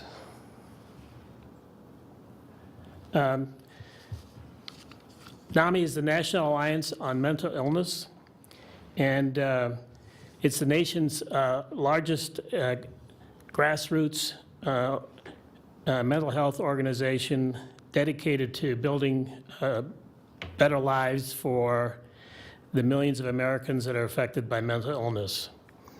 We have over 1,000 affiliates in all 50 states across the country. And as mentioned earlier, 1 in 5 Americans are affected by mental illness. NAMI's vision is a world where all persons affected by mental illness experience resiliency, recovery, and wellness.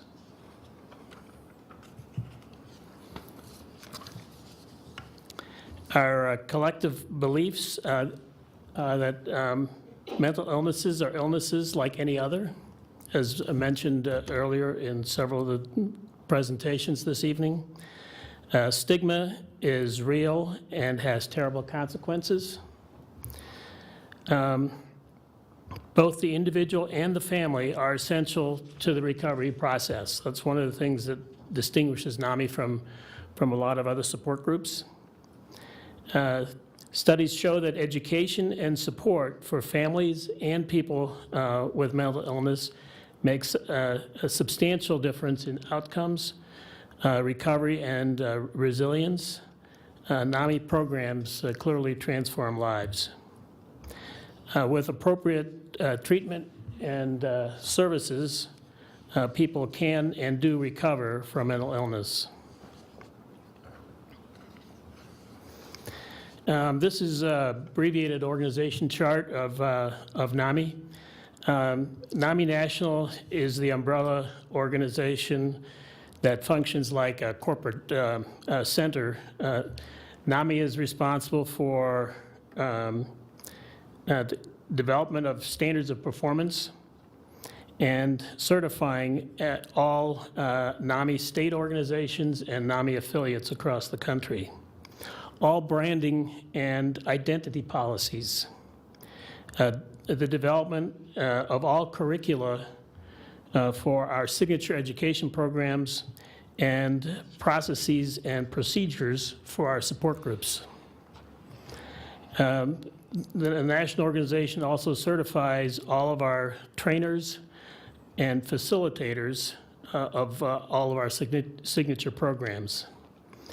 And NAMI National also develops and promotes and advocates for public policy priorities that are determined by the NAMI National Board of Directors. The NAMI Nevada is our state organization and is responsible for basically providing infrastructure by and adhering to standards of performance that are set by the national organization. The state organization also provides training and certification of teachers of classes and facilitators for our support groups. And the representation of NAMI public policies at the state level is also handled by the state organization. And lastly, the state organization also has a state conference that is, we had one recently, earlier this year in Reno, and next spring will be in Las Vegas. So we alternate between the north and the south. Then in Nevada, we have 3 local affiliates, and the responsibilities of the affiliates are to be the boots on the ground, basically, and include providing teachers for the classes that we conduct, providing facilitators for support groups. Also, we recruit new members primarily through our classes and support groups. We partner with community organizations to support those affected by mental illness and their families. We're always looking for new members and new volunteers. So after the session, I'll have some membership applications outside for NAMI Northern Nevada and NAMI Western Nevada, which is the affiliate that I belong to. Some NAMI statistics, Nevada statistics. According to the 2015 National or Mental Health America report, Nevada ranks 51st of all states in the mental health funding and access to care. Untreated mental illness has a deadly and costly consequences. Nevada's public mental health services are inadequate to meet the needs of our citizens, as we've heard in several of the presentations. We have long waits for evaluations and even longer to get mental health appointments. Our criminal justice system bears the brunt of the burden when it comes to housing and treating the mentally ill. Tragically, jails and prisons have become the fallback mental health hospitals, not only in our state, but the entire country. Although I do have some good news in this regard. We're 51st in this survey. I'm happy to report that Nevada is one of 2 states now that offer NAMI Connections support groups in the prison system. We recently trained 11 inmates at the Northern Nevada Correctional Center in Carson City, and now there are 3 support groups that are meeting on a regular basis in that prison to help other inmates cope with their mental illnesses.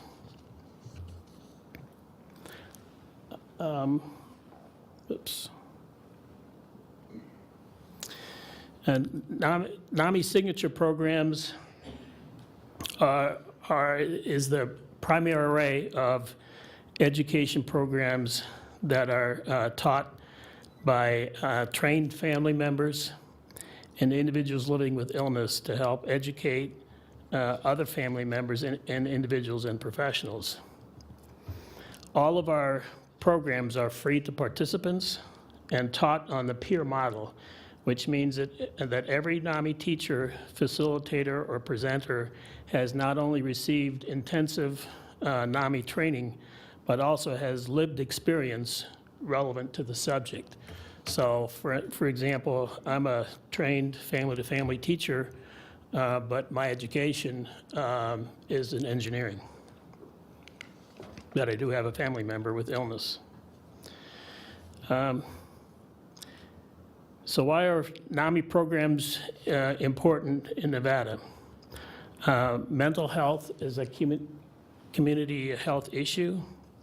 NAMI programs dispel myths and reduce stigma wherever possible around mental illness. NAMI programs give tools, skills, and resources to people whose lives are affected by mental illness to make their lives better. NAMI programs promote recovery and wellness, and lives are transformed. People affected by mental illness are not alone. This is a slide showing our signature programs that NAMI offers in Nevada. Family to Family is a 12-session course to family members taught by trained and certified family members. It's also certified by SAMHSA as an evidence-based program. Basics is a 6-session course similar to Family, but tailored to parents and other caregivers of adolescents who have exhibited behavioral health issues, and that's also taught by trained parents of children who had exhibited symptoms when they were growing up.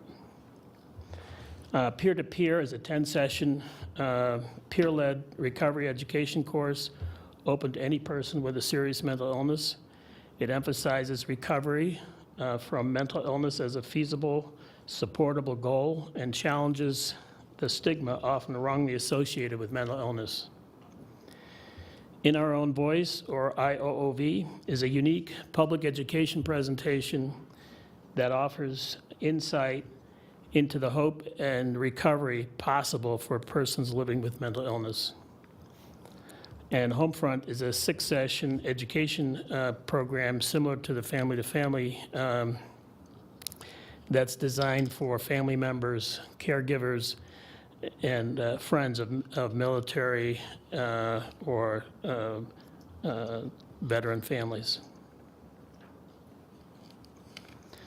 NAMI Connections and NAMI Family Support Groups are for people whose lives are affected by mental illness, where people learn from each other and others' experiences, share coping strategies, and and offer each other encouragement and understanding. Connections is currently offered in Reno, Las Vegas, Carson City, Gardnerville, Fallon, and Elko. In fact, in Elko, I believe it's in one of those CCBHs that were mentioned earlier. Family support groups are currently offered in Reno, Las Vegas, Carson City, and in Elko.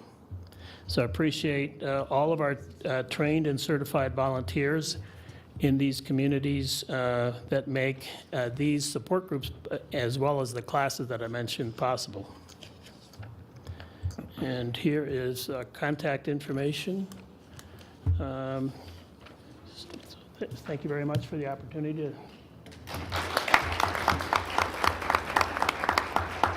Thank you very much, Rick.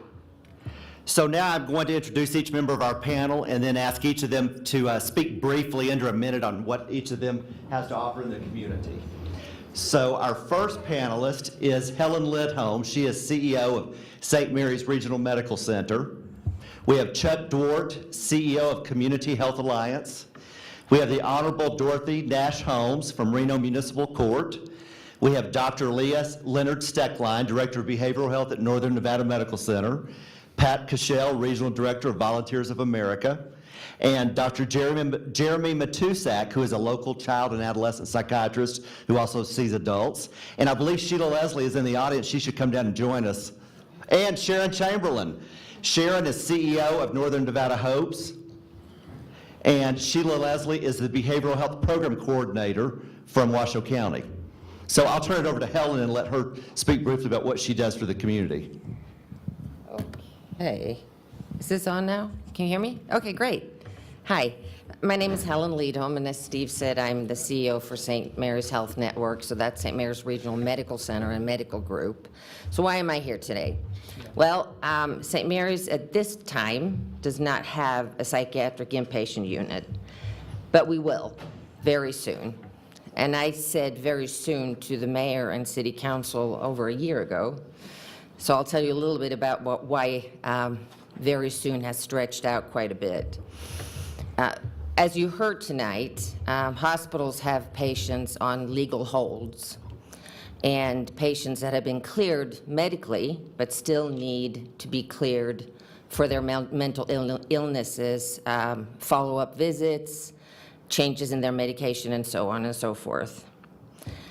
These patients were staying at St. Mary's in our emergency room, and you saw some of the statistics for all of our hospitals for days and weeks.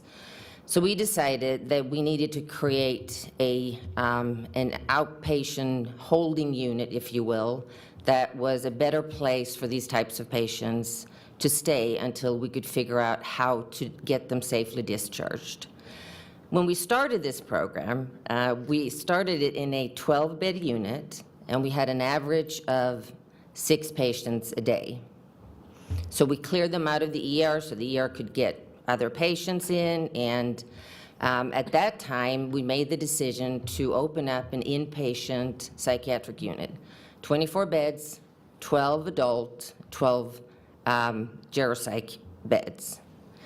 And we have had incredible support from the state, from the city, from the county, from the governor's office, and everybody has helped us speed this along. So why didn't we, as I promised the mayor, open this unit in spring of 2017? Well, it's because we no longer have 6 patients a day.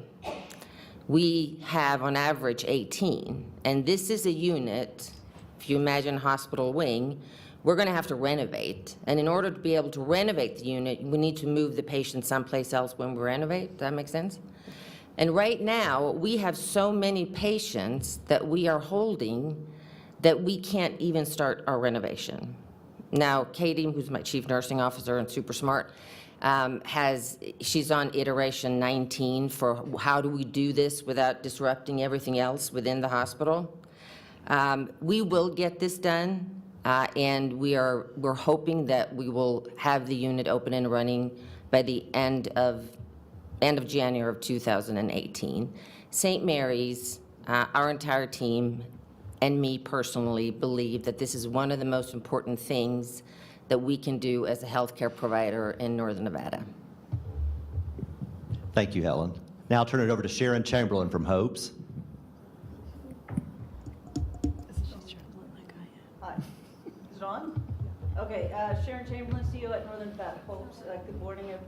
It's still nighttime, actually. I'm trying to turn it on. Is it on? No, you turn it off. There you go. There. Okay. Sharon Chamberlain, CEO of Northern Nevada Hopes. We offer integrated care for medical, behavioral health, psychiatry, regardless of your ability to pay. We're expanding rapidly, and there's not enough resources still to meet the needs in the community. So I'm really interested to hear how we can improve what we're doing and what you all see as needs. Thanks. Thank you, Sharon. Sheila Leslie. So efficient. Good evening. As the behavioral health program coordinator, my job at Washoe County is to try and help all these wonderful people increase capacity, because as Sharon said and Helen, we don't have the capacity, and you all know that who are here tonight. I do want to call out our 2 most workers in the back row. Wave, hello. As Amy said, we are tripling actually the size of our most workers. So when there are people on the street with a mental health emergency, a substance abuse emergency, we hope very soon we're in the hiring process to be able to respond on day shift and swing shift to those crises. We've seen a wonderful ability of a police officer paired with a mental health professional to be able to engage with people when they're in crisis. We know crisis is also opportunity, and be able to get them safely off the street and into the resources that they need.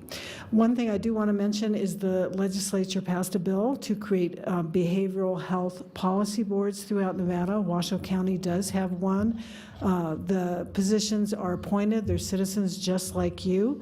I anticipate all the appointments will be made within the next month, and then they'll be holding different public hearings kind of like this, and I want to thank the mayor for starting the conversation, but we need more of a conversation. We need more dialogue with you. The Behavioral Health Policy Board needs to hear from you what the issues are that you're having getting access to treatment. So it doesn't end tonight. I know we're almost out of time, Steve. It doesn't end tonight.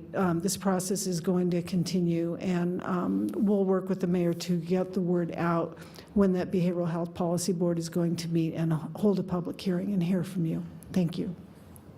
Thank you, Sheila. Chuck Dorr, Community Health Alliance.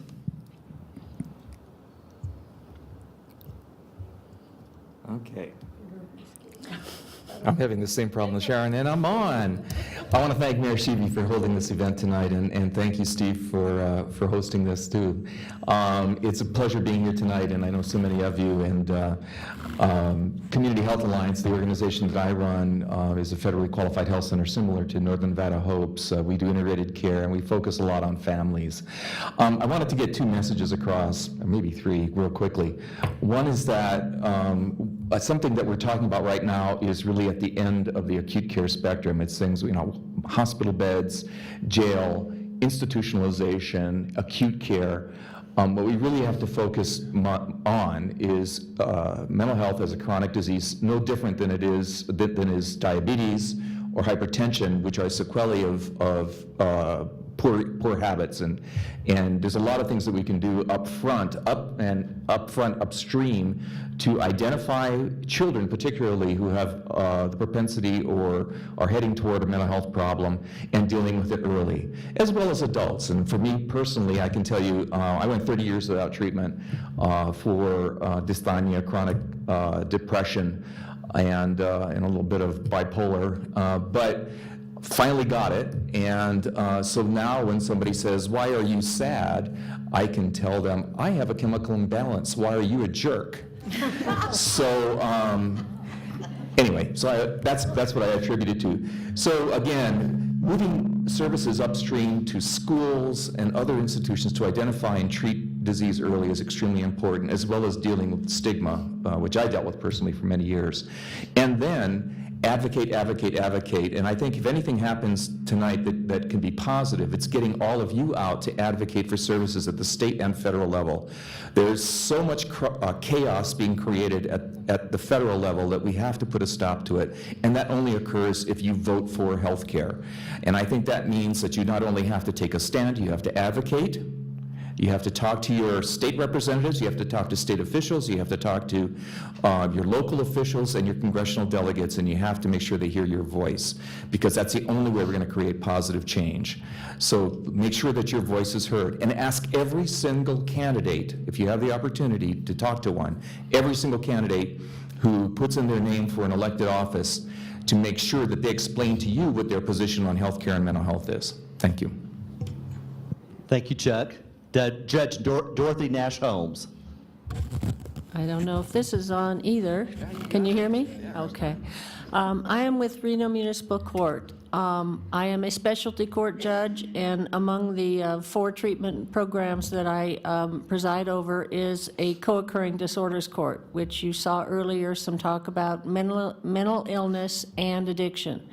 So when your family, friends, neighbors go awry within the boundaries of the city of Reno and get arrested on a low-level charge, misdemeanors.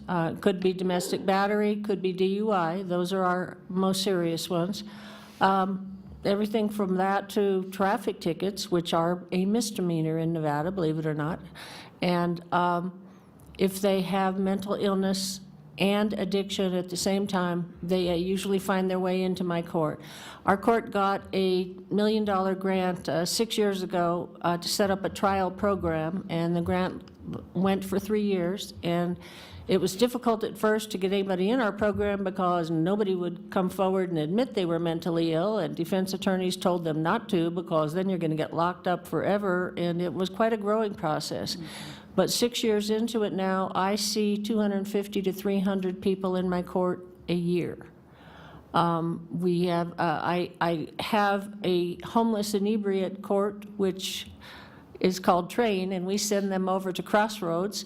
And we've found that, a lot of our downtown, quote, frequent flyers, as we call them, which is not a very nice term, but everybody calls them that because they're coming around again and again and again.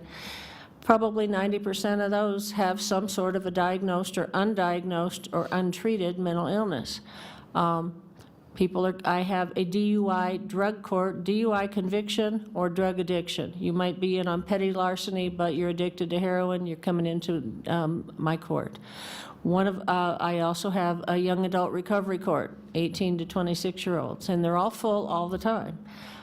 We recently got 2 new judges elected in November, and they've been referring people that they see in their courts to us like crazy, to the point where we're filled up and overflowing at all times. One of our other judges also runs a DUI court, although not with mental illness, and one of our newer judges has just put together a court to try to provide more intensive services to the people that keep failing out of everybody else's program and are homeless. So we've been doing our bit in our court since 2000 to try to work with different levels of substance abuse. They all are drug-related or addiction-related programs. We are not what's called a problem-solving court. However, Judge Breen over in the Second Judicial District Court is, and that's a court that doesn't, it ends up as a diversion court without a conviction on your sentence. We're not allowed by law to do that on DUI or domestic battery, but on the other charges that we handle, we are able to dismiss the charges at the end of their treatment and their successful program and seal their records. Judge Breen's court, he can take them from our court or from any other court in the community, and they're over to district court. They are usually much more seriously mentally ill than we can handle with our limited resources in our court. People ask me, how can I get my person into your court? And, you know, I always tell them something cute, like give them a six-pack of beer and tell them to go drink it in the park downtown, because that's in the city of Reno, and that'll get them in the court. But what people need to know is there are a lot of treatment courts in Nevada. We were among the first 5 states to put specialty courts in. Most of them were addiction-related courts. A lot of them now are just problem-solving courts where you don't necessarily have to have an addiction. You can just be mentally ill or just be whatever the issue is. We've got more than 60 now in Nevada, and that's a lot for a small state our size. We've got, 8 in Washoe County, is it? 8 in the district court building across the street from us, and 4 in ours. And there's at least 1 in the other courts in Sparks. So we are here. I'm not inviting you to come into my jurisdiction, but if you end up with a problem in the city of Reno for which you get arrested, know that we are here, and have you or your family or your friends or neighbors ask for help, ask for treatment, because that's what we do. Thank you. Thank you, Judge Holmes. Dr. Leah Leonard Steckline from Northern Nevada Medical Center. Good evening. Thank you all for coming. This is a really important discussion, and I appreciate all of you being here. I'm the Director of Behavioral Health at Northern Nevada Medical Center. And at Northern Nevada Medical Center, we focus on treatment for adults who are 50 years of age and older and who are struggling with behavioral health issues. The majority of patients that we treat in our Senior Bridges program have a diagnosis of Alzheimer's disease or another form of dementia. At Northern Nevada, through Senior Bridges, we are committed to honoring life's journey. And in that, we not only provide the traditional treatment of internal medicine, psychiatry, and nursing, we also offer music therapy, pet therapy, even aromatherapy. We are treating the entire person and want to increase the quality of life for that individual, no matter how much life is left. I have been the director at Northern Nevada Medical Center for over 7 years, and I am honored and excited to be a part of the solution for our community. Thank you. Thank you, Dr. Steckline. Pat Cashell, Volunteers of America. Is this on? Okay. So I guess my, let's see, where do I start? My professional title is Regional Director for Volunteers of America, and so I oversee all the homeless shelters here in town, which currently we take care of close to 500 homeless individuals a night. And I'm going to be real quick here, Steve. So that's my professional role that I play here in town. I think the role that I'd like to play, the more important role that I think that I play in this community, I'll tell you, I'm a person in long-term recovery, almost 12 years now. And when my dad was the mayor of Reno, and I decided to get clean and sober, something clicked inside my head. I don't know what it was, I don't know where it came from, but I was like, I have this huge platform to share my story. And to me, it's like someone going to medical school for 10 years, because I was a meth addict for 10 years, and coming out of medical school and deciding they're not going to go into the medical field, that they're going to become a store clerk at 7-Eleven or something like that, and wasting all of that knowledge that they had. And I felt full of knowledge of addiction and mental health issues, because it wasn't just addiction for me, it was mental health issues also. And so I called my dad one day, and I asked him, I said, do you mind if I take my story public? And him being the mayor and the politician, I thought for sure he was going to knock out another tooth. But, and he said, I'll call you back. And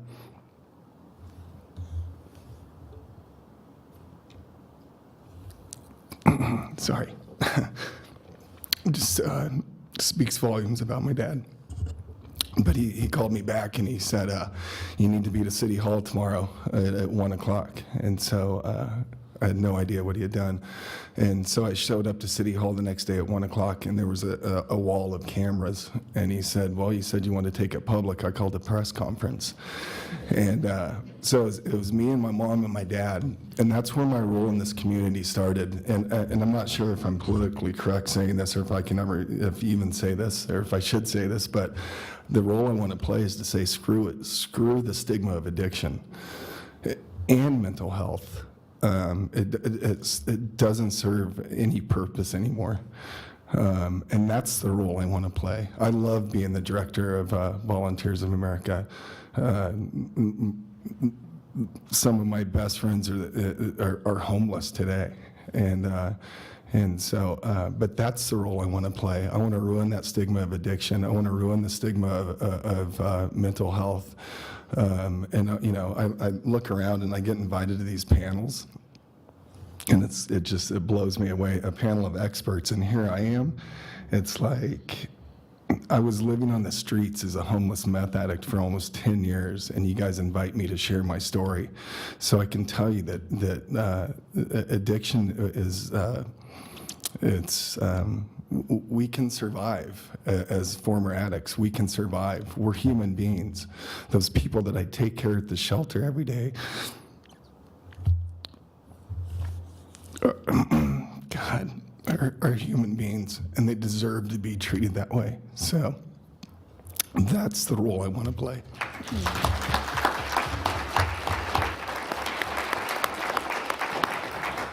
Thank you, Pat. Dr. Jeremy Matusak, local psychiatrist. Good evening. My name is Jeremy Matusak. I'm a local trained adult, child, and adolescent psychiatrist, but I do the preponderance of my work in child psychiatry. I've had my hand in or some experience in most delivery vehicles in Northern Nevada in regards to kids. And presently, I am involved in outpatient work, intensive outpatient, acute care, and residential, so kind of the entire spectrum. I'm also involved in the Nevada Psychiatric Association and the regional chapter of Child and Adolescent Psychiatrists here in Nevada, trying to advocate through governmental affairs and networking. I'm painfully aware of the paucity of services for children and adolescents in the community, so I'm here to be a resource, hopefully a collaborator, and to help in any way that I can. Thank you, Dr. Matusak. I know it's been a long evening, but we'd like to invite any questions from the audience, anything that you would like to ask. There's not any, less important question than another, so please come forward. I can either bring the mic to you, or you're welcome to come down and ask the question here if you'd like. So anyone from the audience. Yes, sir, please come down. The mic is on.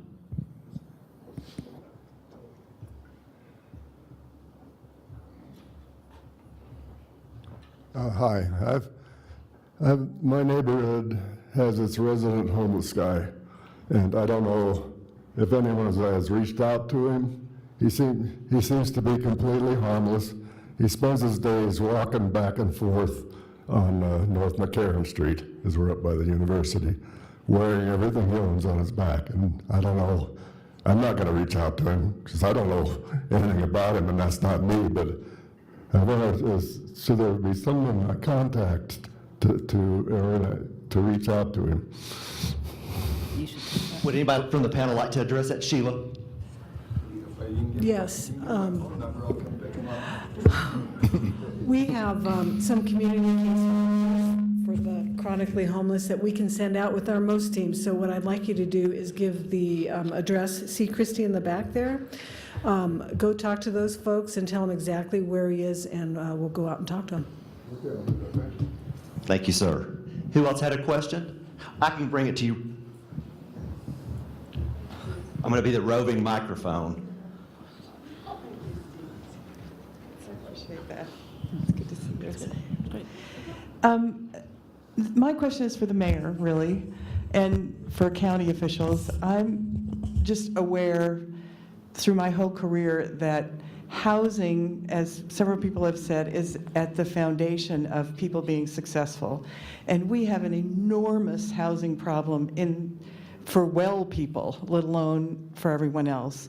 And I would like to hear a lot more detail about the strategy for developing more housing. I know Crossroads is wonderful, but it's this much and we need this much. So I'd like to hear some strategizing around that.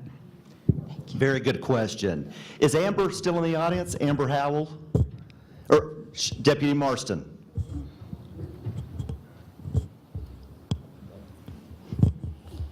See, I'm standing. It's like I'm sitting. This is terrible.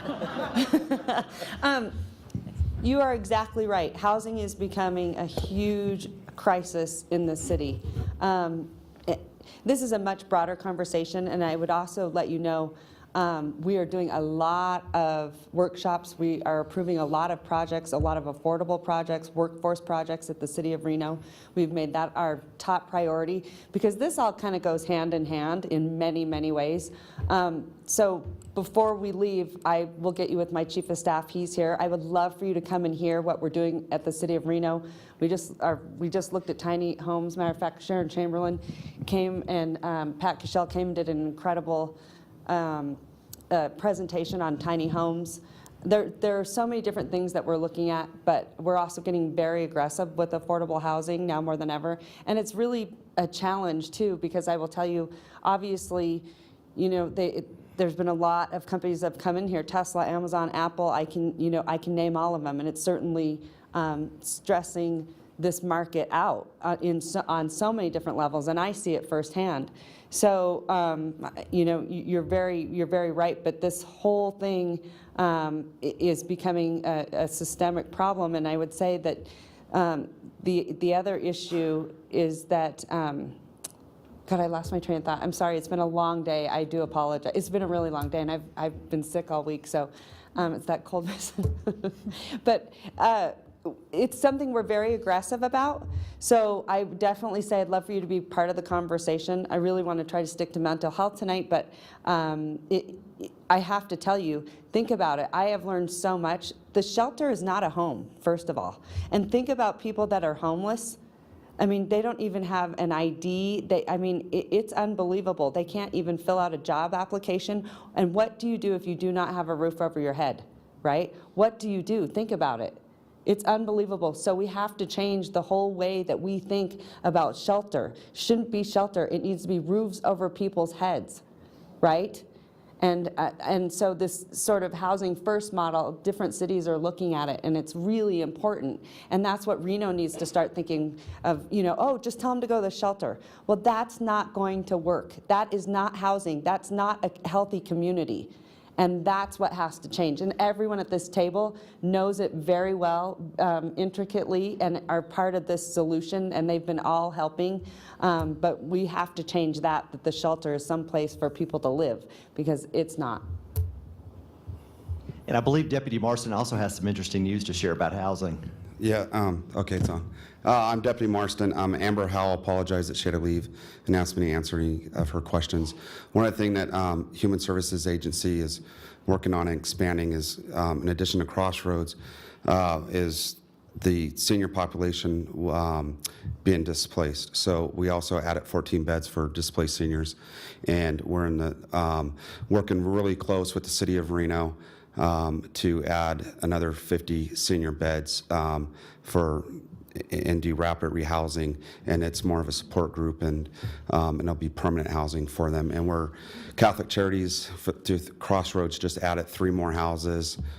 Grace Church it just added a house for us, and then we're working on some other housing issues as well.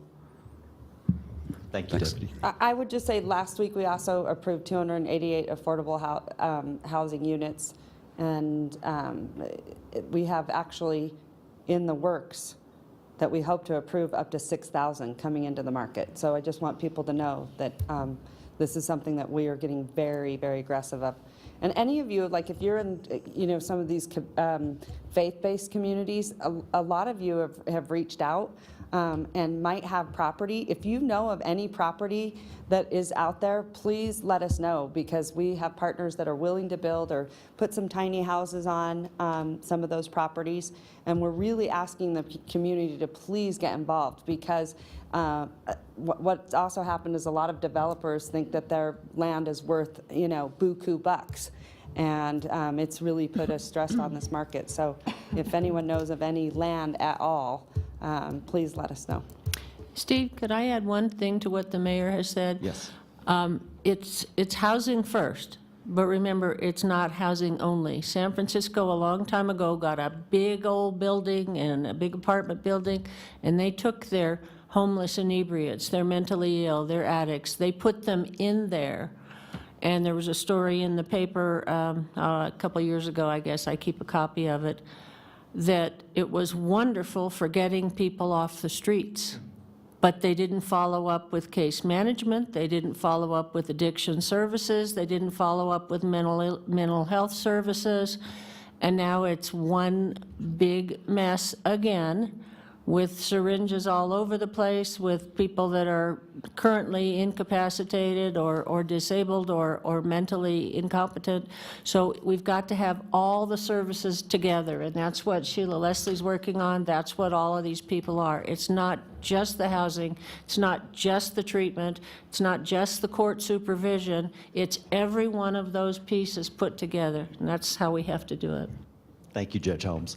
We have a couple of questions on this side.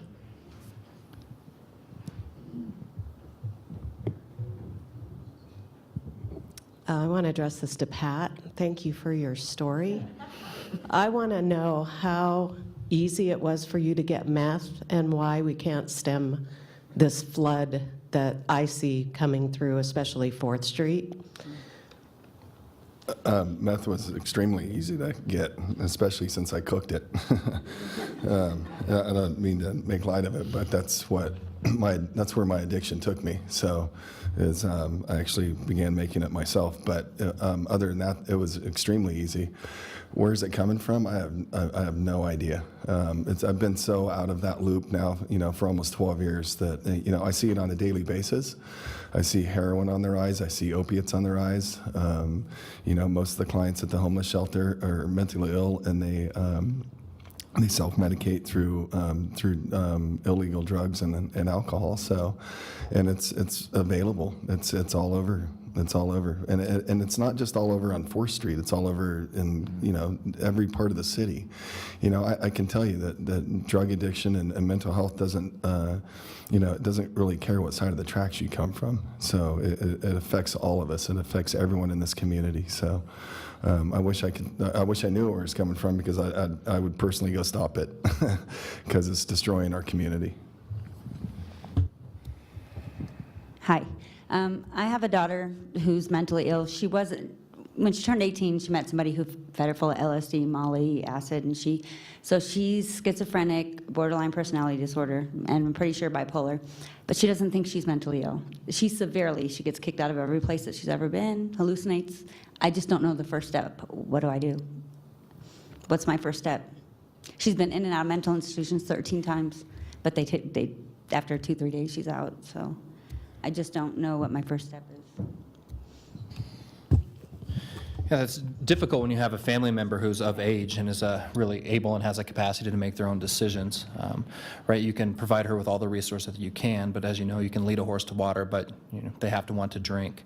I think being supportive, especially with borderline personality disorder, validating kind of the emotional struggle that she's going through, being consistent, modeling appropriate behavior, and being available, especially with that kind of constellation of diagnoses, right? There's this intense fear of abandonment, and I think once you start to pull away, it's a realization that see, I told you so, you didn't really care about me, and they'll pull even further away. So being available, being consistent is probably the best thing that you can do, unless, of course, they're a danger to themselves, others, or not able to provide for their basic needs, in which case then we have options in terms of legal holds and involuntary hospitalization. She needs medication. I can't just be there for her because I've done that my whole time. I know. Now I'm trying the tough love thing, okay, I'm not going to answer your call, I'm not going to do this if you don't at least come to me and go to an appointment. If nothing's wrong with you, let the doctor tell you that, we'll go home. But Right. at least, I'm trying and. But isn't that part of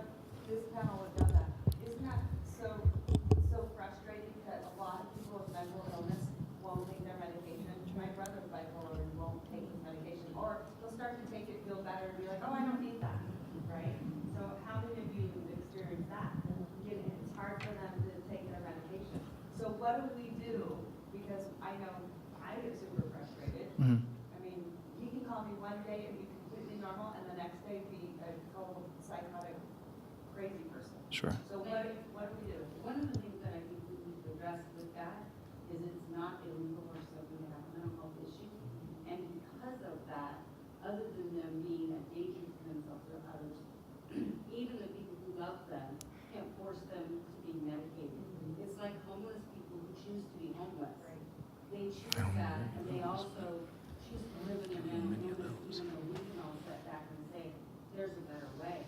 And that's where it becomes difficult because it's a free will issue, and we believe you can't force somebody unless they're unsafe to take their medications. Bipolars are a good example of that. They want to take their medicine, and then they feel better, and then they lose all that energy that they get from being a high on their mania part of bipolar. They get all sorts of stuff done, they get really creative, and they don't want to drink their medicine. Well, what because happens they when get they break people off? How many of you have had that too? Like, you know, Right. you break people off, right? That's when you get most involved in enough combination.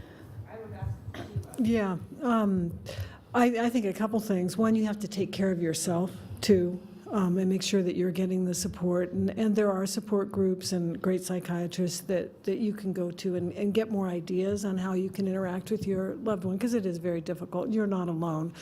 Once they commit a crime, though, as the judge was mentioning, we have help. I mean, with the mental health court, I worked there for a long, long time, and I used to have parents and family members call me and beg me to help them get their loved one into the court, because at that time, really, that was the only way you could get immediate mental health. The system has gotten better since that time. But if they have committed a crime, I mean, the court, that's a whole nother complex system that outsiders have a hard time understanding. But feel free to contact me, and I can help direct you to who you would talk to at the court. Basically, you'd want to talk to their public defender or their lawyer and say, hey, would they be a candidate for a treatment court? And we do have lots of options. And the judge, I tell you, mental health court, I have seen miracles happen. People who would not take their medications or who were inconsistent, and they come in front of Judge Breen or Judge Nash Holmes, and, you know, having that judge talk to them and develop that relationship, magic happens. So please don't give up before you've tried treatment court. Mental health court, there's many different, as the judge was saying, it's too complicated, but, right.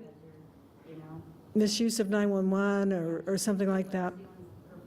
Sometimes committing a misdemeanor like that and getting into a court is the best thing that happens, sometimes.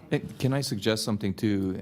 You know, the folks from NAMI are here, and they have wonderful programs to help family members. Now, I know a lot of you are probably exhausted and exacerbated, or exhausted by the dealing with these kinds of situations with family members or loved ones.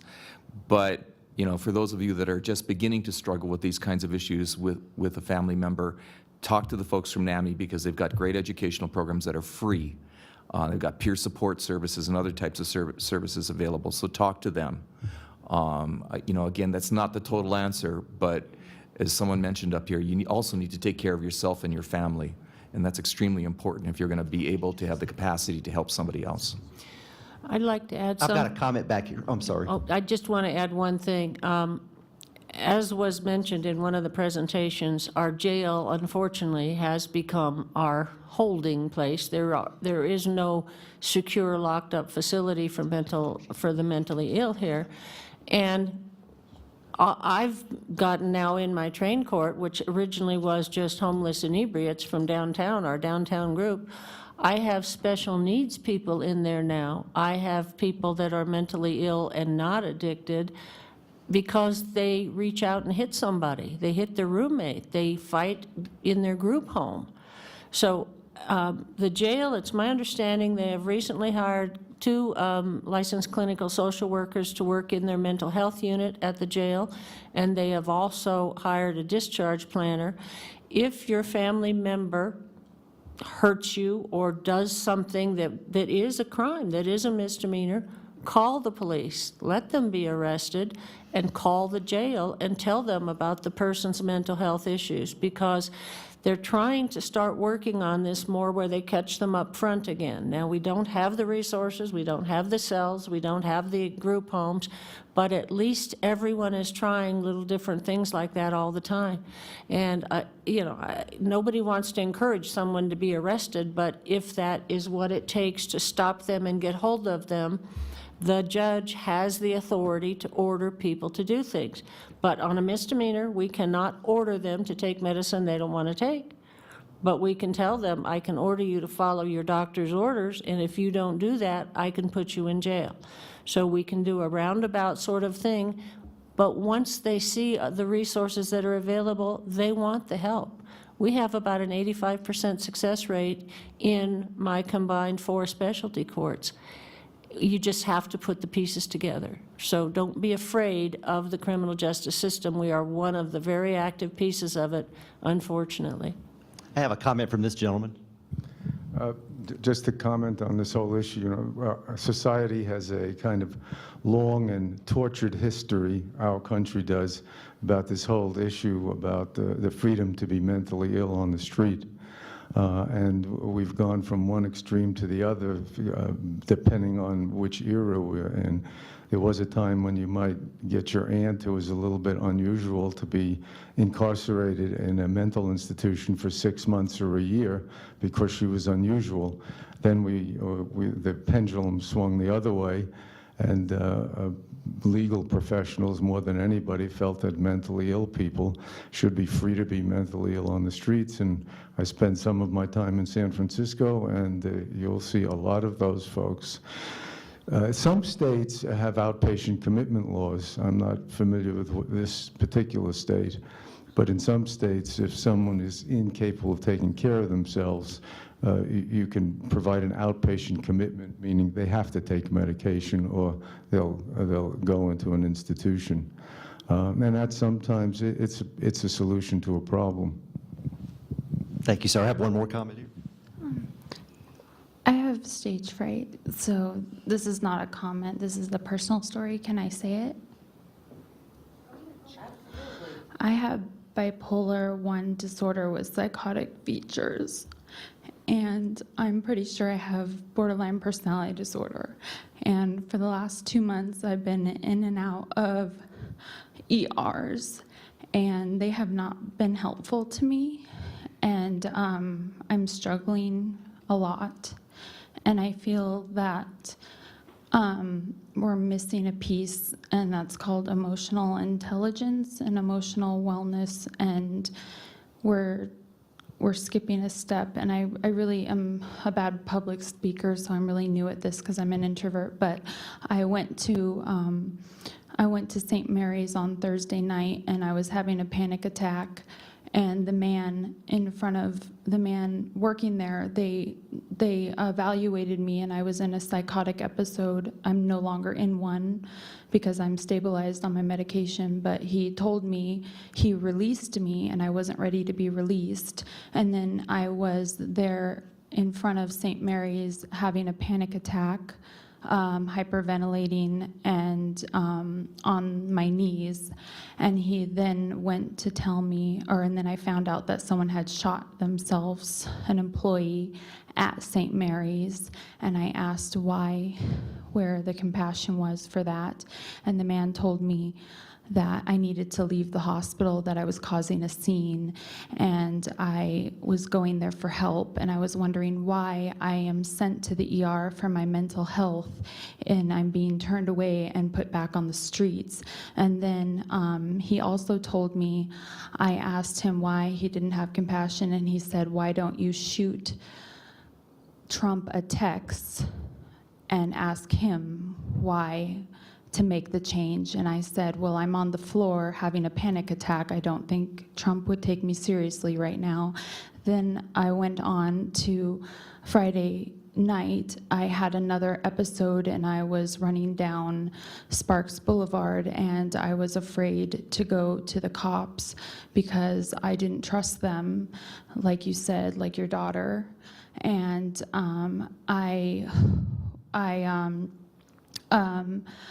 I just feel as though borderline personality disorder is very misinterpreted, and we're not homicidal. I would never hurt anyone. I was suicidal Friday, and I was going to every ER in town trying to get help, and I could not get help, and they were all turning me away. And I almost killed myself by accident on Friday the 13th. I almost accidentally walked into traffic. So I'm begging you, please, please. All right. You said you didn't public speak very well. I thought you did a fantastic job. And I have to do this for a living. Okay, so one of the things it sounds like to me is that, so here you're going to some of these hospitals, right? And then after that, they're sort of releasing you. And it sounds like They're releasing me too soon. too soon. And I So, feel that the system is broken. and I hear that a lot, that you might end up going to one of the hospitals and then they sort of treat you with, maybe some Ativan or something to that, Yeah. and then release you. So can someone on the panel speak to this? I'd like to. First of all, I'm very sorry you had a bad experience at St. Mary's. One of the reasons we are opening a psychiatric unit is so that people and patients don't experience what you did. The physicians in our emergency room and the physicians in our hospital are really good doctors, but they're medical doctors. They're not mental health professionals. So as part of our journey to treat our patients that includes mental health, is to have staff that is trained in taking care of mental health, psychiatric diseases, and that I don't know.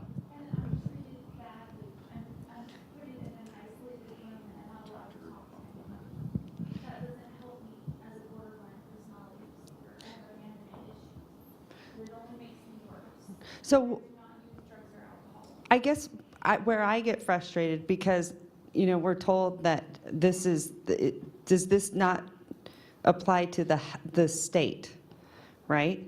Because isn't that mental illness applying to the state? Right? Mayor, what I'd like to add and to tell the young lady, there is therapy that's very effective for borderline personality disorder. It's called DBT, Dialectic Behavioral Therapy. We use it a lot with the counselors that we send people to in my specialty courts. And many counselors around town are certified to do that kind of therapy now. More people are discovering it. I don't know, but I'm telling you about it now. It's called DBT, and there are some counseling agencies in the community that offer that. One of them is WestCare. Yes. Well, I'm sorry that happened to you. I agree that shouldn't happen that way, but WestCare is one of the agencies now that is the big one in Nevada, the community, whatever they called that, CBG, whatever it was. Yeah. And they have that kind of treatment, and they can help you. And I'm happy afterwards to discuss particular referrals for that dialectical behavior therapy, the DBT. So I'm pretty intimately familiar with what we have to offer in the community, and I can discuss that with you if you like. Is there anyone else that has a question? Well, we got to you, so we're going to make sure everyone gets a chance first.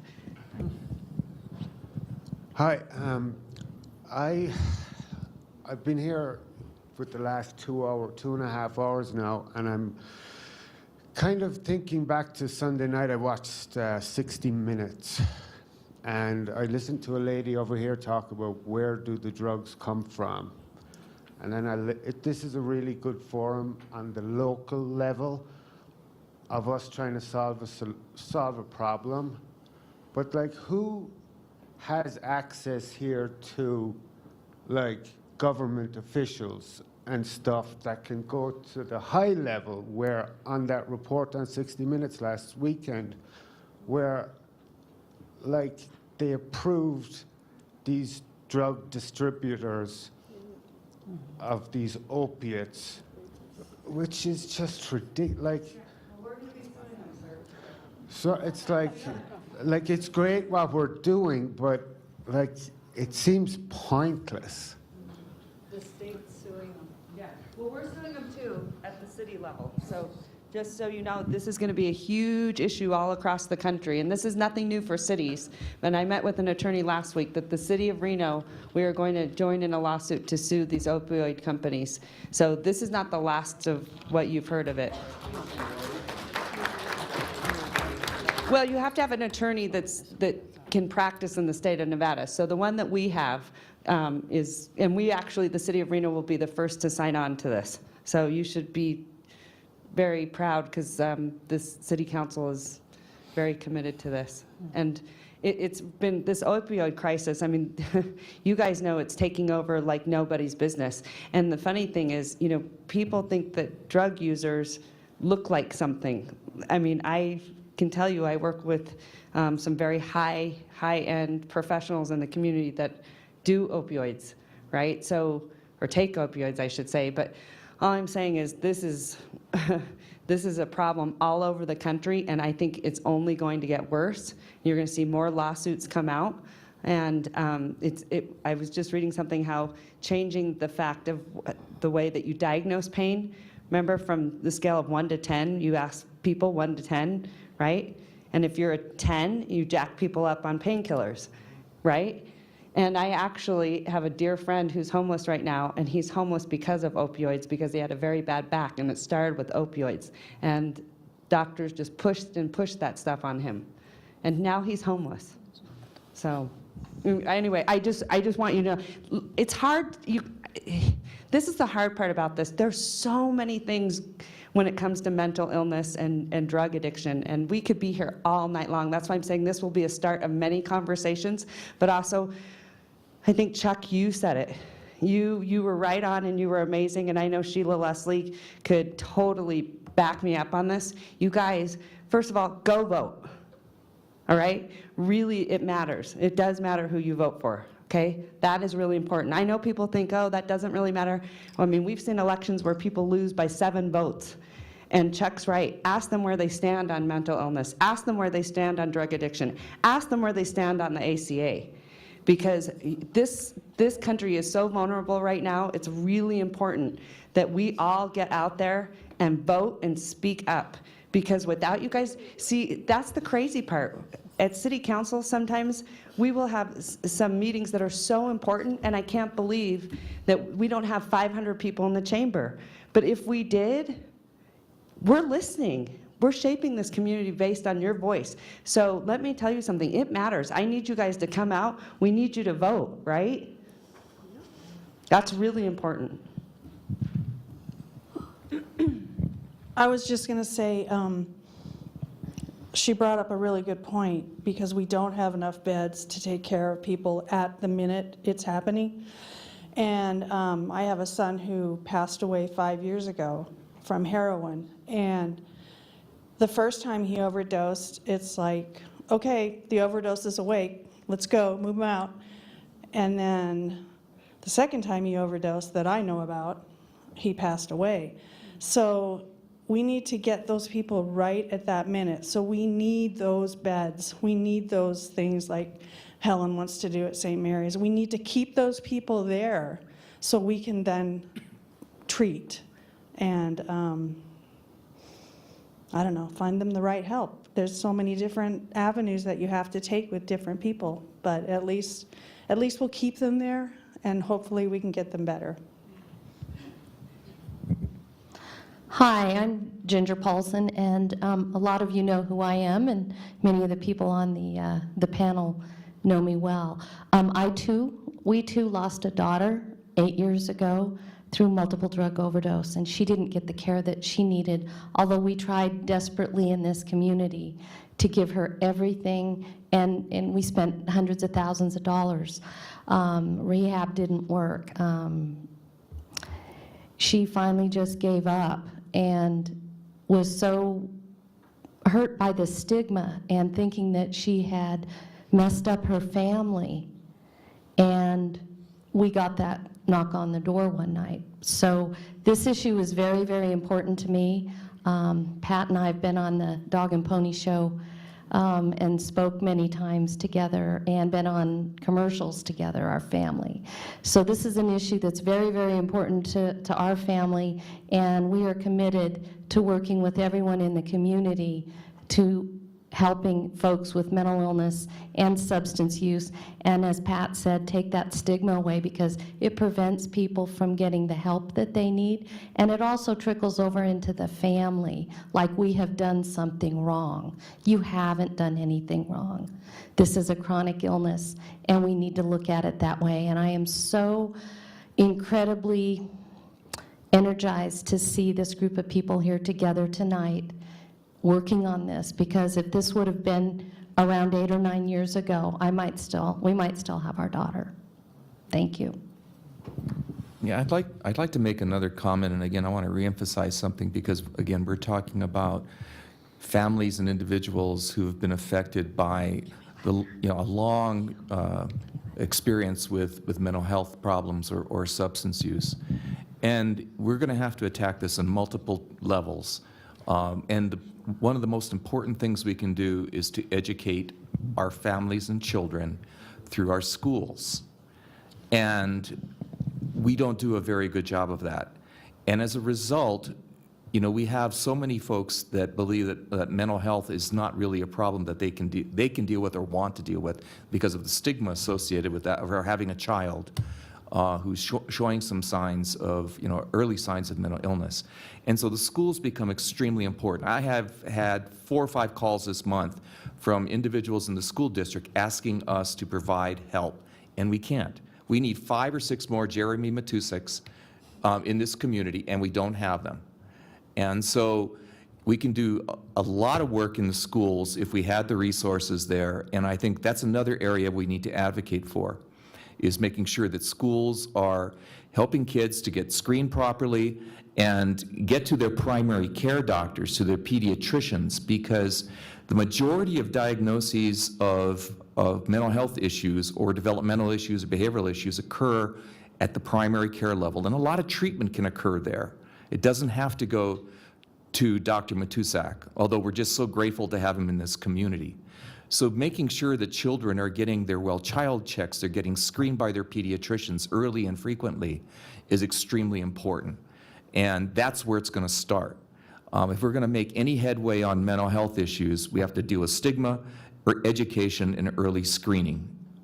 The other thing I would say is I would invite the state to certainly come and visit Northern Nevada Hopes. I'll speak for Sharon. Sorry, Sharon. Or our organization, and sit with our clinicians and find how difficult it is to get somebody into treatment. I think, the managed care plans are great. They struggle with the same things we're all talking about here. They don't have enough doctors. They don't have enough behavioral health professionals. You can call them till you're blue in the face, but they can't get somebody into service. And so I would challenge them to come out and see what's really going on at the provider level with our care coordinators and our professionals, to see what resources are there and what resources aren't. So please, feel free to give us a call and find out what's really going on in this community at the patient level. And, excuse me, I'll just take 1 second to add to that. I was really struck by Amy's slide that showed all the unused state dollars. We all need to Figure out where to put those. to work with her and the legislature to reprogram that. I mean, I sat on the state budget committee for many years, and I know what we pay state psychiatrists, and it's no wonder we don't have more doctors here. And we really need to put pressure on our elected officials.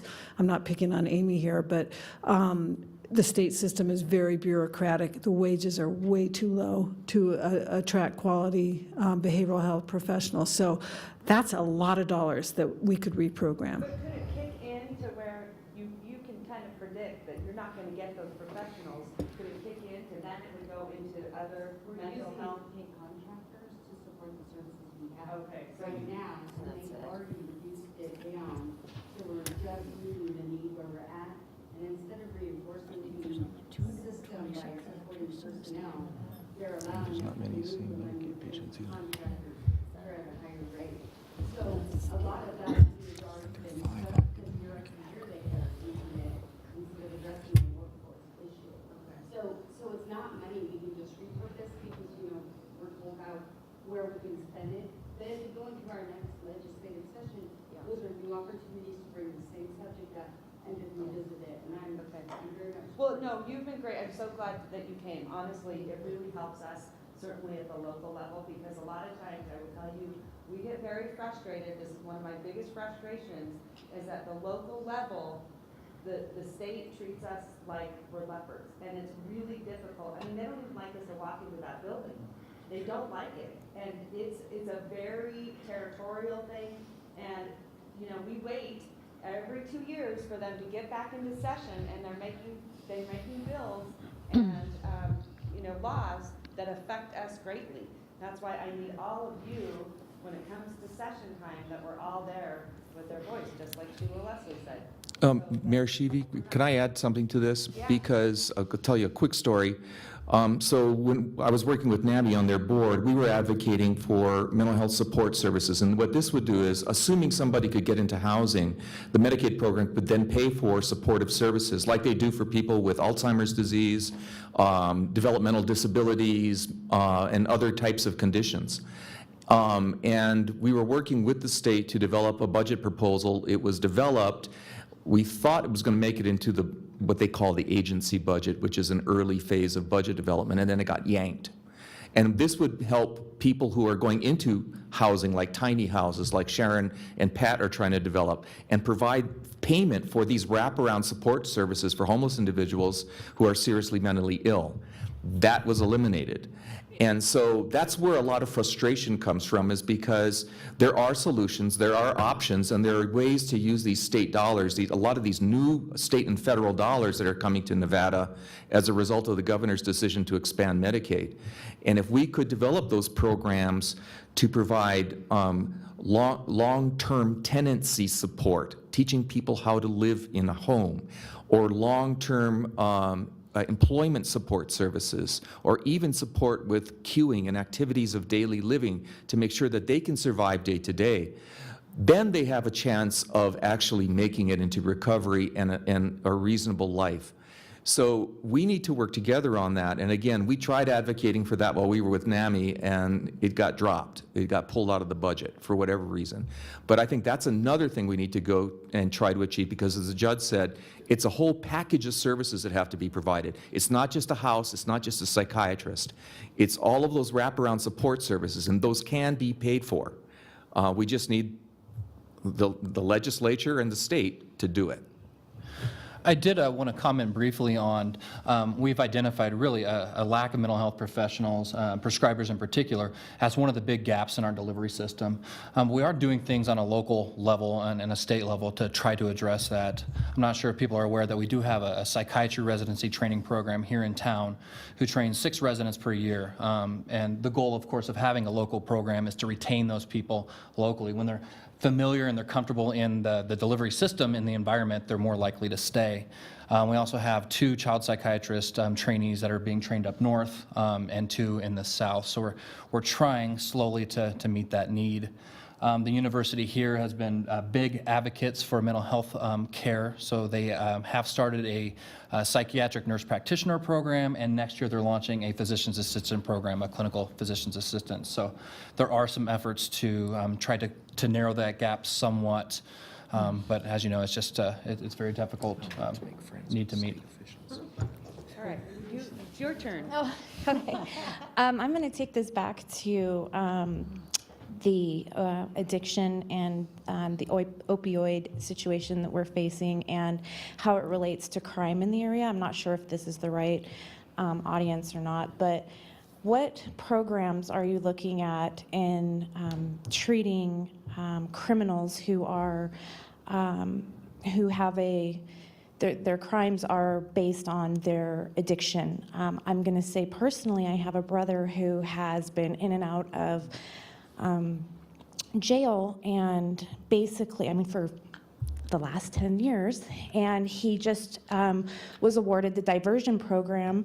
However, that took many instances to get him to that point because he was a low-end offender, and he was it was misdemeanors, and it really took him creating a felony before actually getting to a program that offered him help and treatment. He's been sober for 14 months, and he's successfully done the Salvation Army. Anyway, so my question is crimes related to the drugs, are you guys looking at any programs to really combat that before the problem perpetuates into the higher level felonies, and getting them and targeting them earlier before it's too late, I guess? I'll address that because I'm the only judge up here, so I will. I was a federal drug prosecutor for a number of years. I've been a lawyer for 40 years, and about 23 of those I've been a prosecutor. I also was a deputy director of corrections. I was the district attorney in Washoe County. I've seen the whole circle, and that's the reason why when I ran for judge, and we elect our judges here, I ran at the lowest level. I ran at Reno Municipal Court, which is the lowest level of jurisdiction. It's misdemeanor crimes. It's traffic. It's peeing in the park. It's, whatever. But that's where most people have their first contact with the court. And we set up a co-occurring disorders court. I'm the only misdemeanor mental health court, addiction court we have. But now there is a drug court in Sparks, at Sparks Municipal Court. There's one in Sparks Justice Court. There's 2 or 3 now in Reno Justice Court. So we're doing it here. We're doing it. There just isn't enough. People may not know that there's not even 300 psychiatrists in the whole state of Nevada. I think there's 220 or something like that. We only got the legislature to agree in 2015 that we could use naloxone here. That's the opioid rescue drug that can bring somebody out of the death spiral. We were the 31st state to get that, and that only happened in 2015. And it took until this year for the Pharmacy Board to get the regulations together to enact what we passed 2 years ago. People have a way of passively aggressively not helping things happen that they didn't want to happen. So it's a matter of knowing your state and knowing your local representatives. It's a matter of showing up and being there when these issues come up, and it's a matter of taking up the issues. People may not know that one of the things the legislature did last session in Nevada is being afraid that the ACA was going to pull out treatment. And believe me, that's what pays for everybody in my court to have their drug and mental health treatment, is the Obamacare. They didn't have it before. One of the things Nevada did was pass a law that says that it mimics the federal law of parity, which says that you have to offer, insurance companies have to offer substance abuse and mental health treatment at the same level as medical treatment. That's a Federal Parity Act. That was passed long time ago, but a lot of insurance companies still bulldoze their way through it and say, I'm not paying for treatment. In Nevada, you have to now. That's now part of Nevada state law, is that you have to continue to do parity. But it's still a struggle. I write letters all the time to insurance companies on behalf of people in my court, and I quote them the federal law and the state law and say, you got to pay for this. But people have to know what's going on in their community and in the law, and talk to their people about it. We've just got to be vocal. There aren't enough of us to solve all the problems, but together we can make some steps, because we have been. Can I just add something to that really quick? One, just as a PSA type thing, we offer the naloxone at Northern Nevada Hope. So if you have a loved one or yourself that are using opiates, please come and get a prescription, and we do the training. It's super simple. It's quick. You don't have to see the doctor, and you can have that in your homes and with your folks. The other piece is that we have these parity laws, and we have very specific things that are guiding our MCOs in our state Medicaid program, and there's a total lack of access. And so it doesn't matter if we say that you need to have it because you can't get it, and I see it every single day. We have 10,000 patients, 25% of them at least are experiencing homelessness. The majority of our folks, 90%, live at 150% or below the federal poverty level, and over 80% have co-occurring disorders. So they're dealing with addiction in addition to behavioral health challenges or mental health challenges, as well as chronic disease. So it's a, and there's not access, and we try to create the access. We hired 5 more behavioral health providers last month, and their panels are full. And the lack of providers, there's things that our state can do. I strongly believe we can change our models for bringing in and fast-tracking folks that are, you can practice in California, but they come over here and they're psychiatrists, and they can't get their license or over here, and yet we have a provider shortage, right? So some of these very basic things. The other thing is we provide medication-assisted treatment, so we provide the Vivitrol and Suboxone, and we work with the Youth Offender Court. So, you know, kind of to your piece, the majority of the young people in the Youth Offender Court that come to us and participate in our medication-assisted treatment program started their opiate use with a school sports injury, and now are in the court system. And I think that just the conversation here tonight, I'm sorry, I'll stop in a second, Madam Mayor, but you know, the idea that these individuals that are struggling don't have access to housing, they don't have access to support systems, they don't have access to inpatient treatment.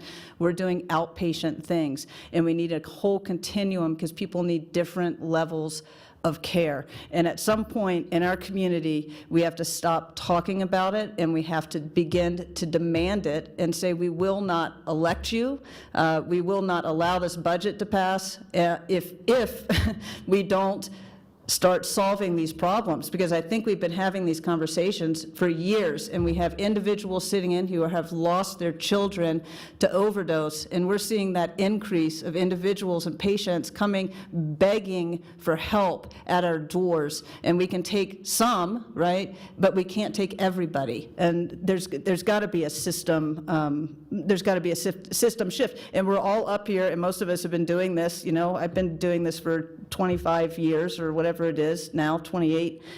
What, you know, when do we stop talking about it, and when do we fix it? So this is a wonderful opportunity to bring community together, and I'm so glad that you're all here, and I appreciate it, and it's about access and funding and changing state level laws. There you go.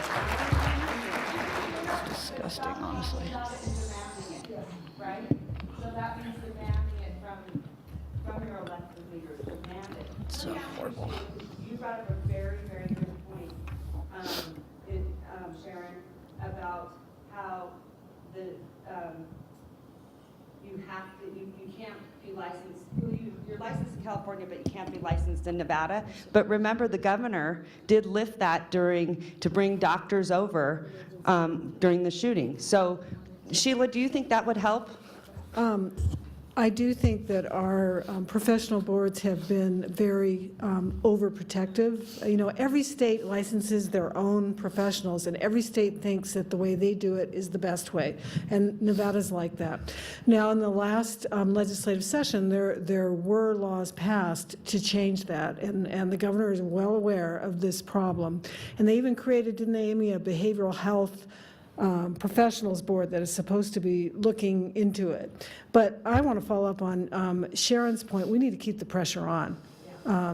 Because if the pressure isn't there, they'll just go on to the next thing where the pressure is. So we need to get more informed. We need to keep engaging with each other, and we need to show up, and we need to start demanding. I totally agree with that. All right, sir, you're the last question. Take it away. You've been waiting all night long. You've been so patient. I have to say, I practiced medicine and psychiatry in San Francisco for 40 years. But Nevada didn't want me without going through a whole lot of hoops, so I said, screw it. My question is this really, this whole issue of stigma. The only mental illness which is considered a criminal act is illegal substance use, absent any other form of criminal behavior. You got to think about that for a minute. We as a society decided some long time ago we would criminalize the possession of illegal drugs. That adds to the stigma of people who are substance abusers and makes it more difficult for them to want to seek treatment. So one of the questions for tonight's panel might be, I noticed that there's nobody here from the district attorney's office, and there's nobody here from the sheriff's department, really.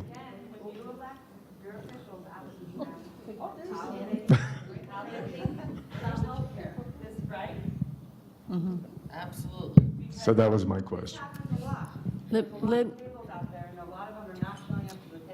Mayor, if I can make a point, there's still a law in the books in Nevada that was passed in the 70s, I think, that says it is a misdemeanor, it is a crime to fail to succeed in a substance abuse program a second time. I talked to Tick Segerbloom, who was pushing all the marijuana stuff. I said, look, can we do some house cleaning bills? Because we got to get rid of some of that stuff. We have a mandated law in Nevada that at a certain level of drunk driving, you shall do 52 weeks of drunk driving. That's not evidence-based. That is because somebody made that up 20 years ago or 50 years ago. We need to use the society, we use ASAM, the American Society of Addiction Medicine, to tell us whether the person needs 1 hour or 1 year of counseling. But we have a finite amount set on the law because somebody made it up, in the 60s. We have some crazy laws in Nevada, and we've got to be active to tell people to look at those and to fix those. But every section of Nevada law, and Sheila can tell you this, that talks about drug treatment and it's not a crime, and mental illness and it's not a crime, has a little section of the last part, the last section of that statute or that chapter that says, but none of the foregoing requires the state of Nevada to build or operate a facility to handle this. One last question. I'm Katie. He's eating.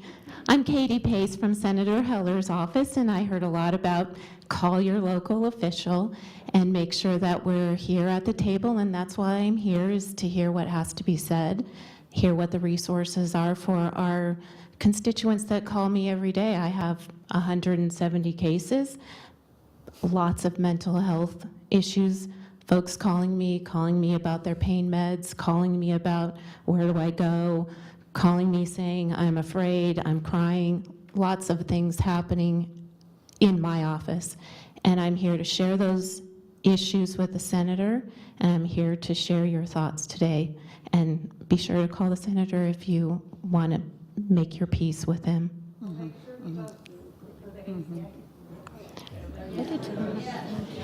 Well, I might just say I'm not going to be argumentative, but I think the point is that we do care for our constituents and we need to find the best way. And I appreciate you being here very much. So all those in favor to save the ACA, raise your hand so Senator Heller will know. All right. You guys, I love each and every one of you. I love you for coming out. Please continue to be part of this conversation. It really means a lot to all of us, all of these panelists. I want you to just say a good night, because I love, Pat always inspires me. So you say good night, and then I'm going to let you wrap it up. I'll leave you with this thought. No, it's, in all seriousness, since becoming the regional director of Volunteers of America, I've learned so much, and I've been humbled in ways that I can't even tell you. And so my only thing that I ask is, what I've learned about being at the shelters is what these people have been through in their lives, what they've experienced in their lives.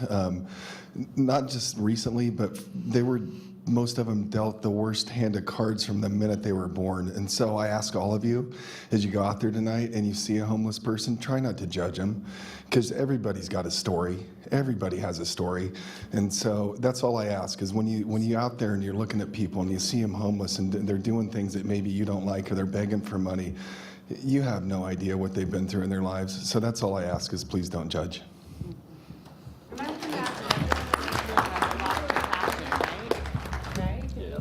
I think there's lots of compassion here tonight. I know it's been a long evening, but can we please give Mayor Sheevy a round of applause for holding this event?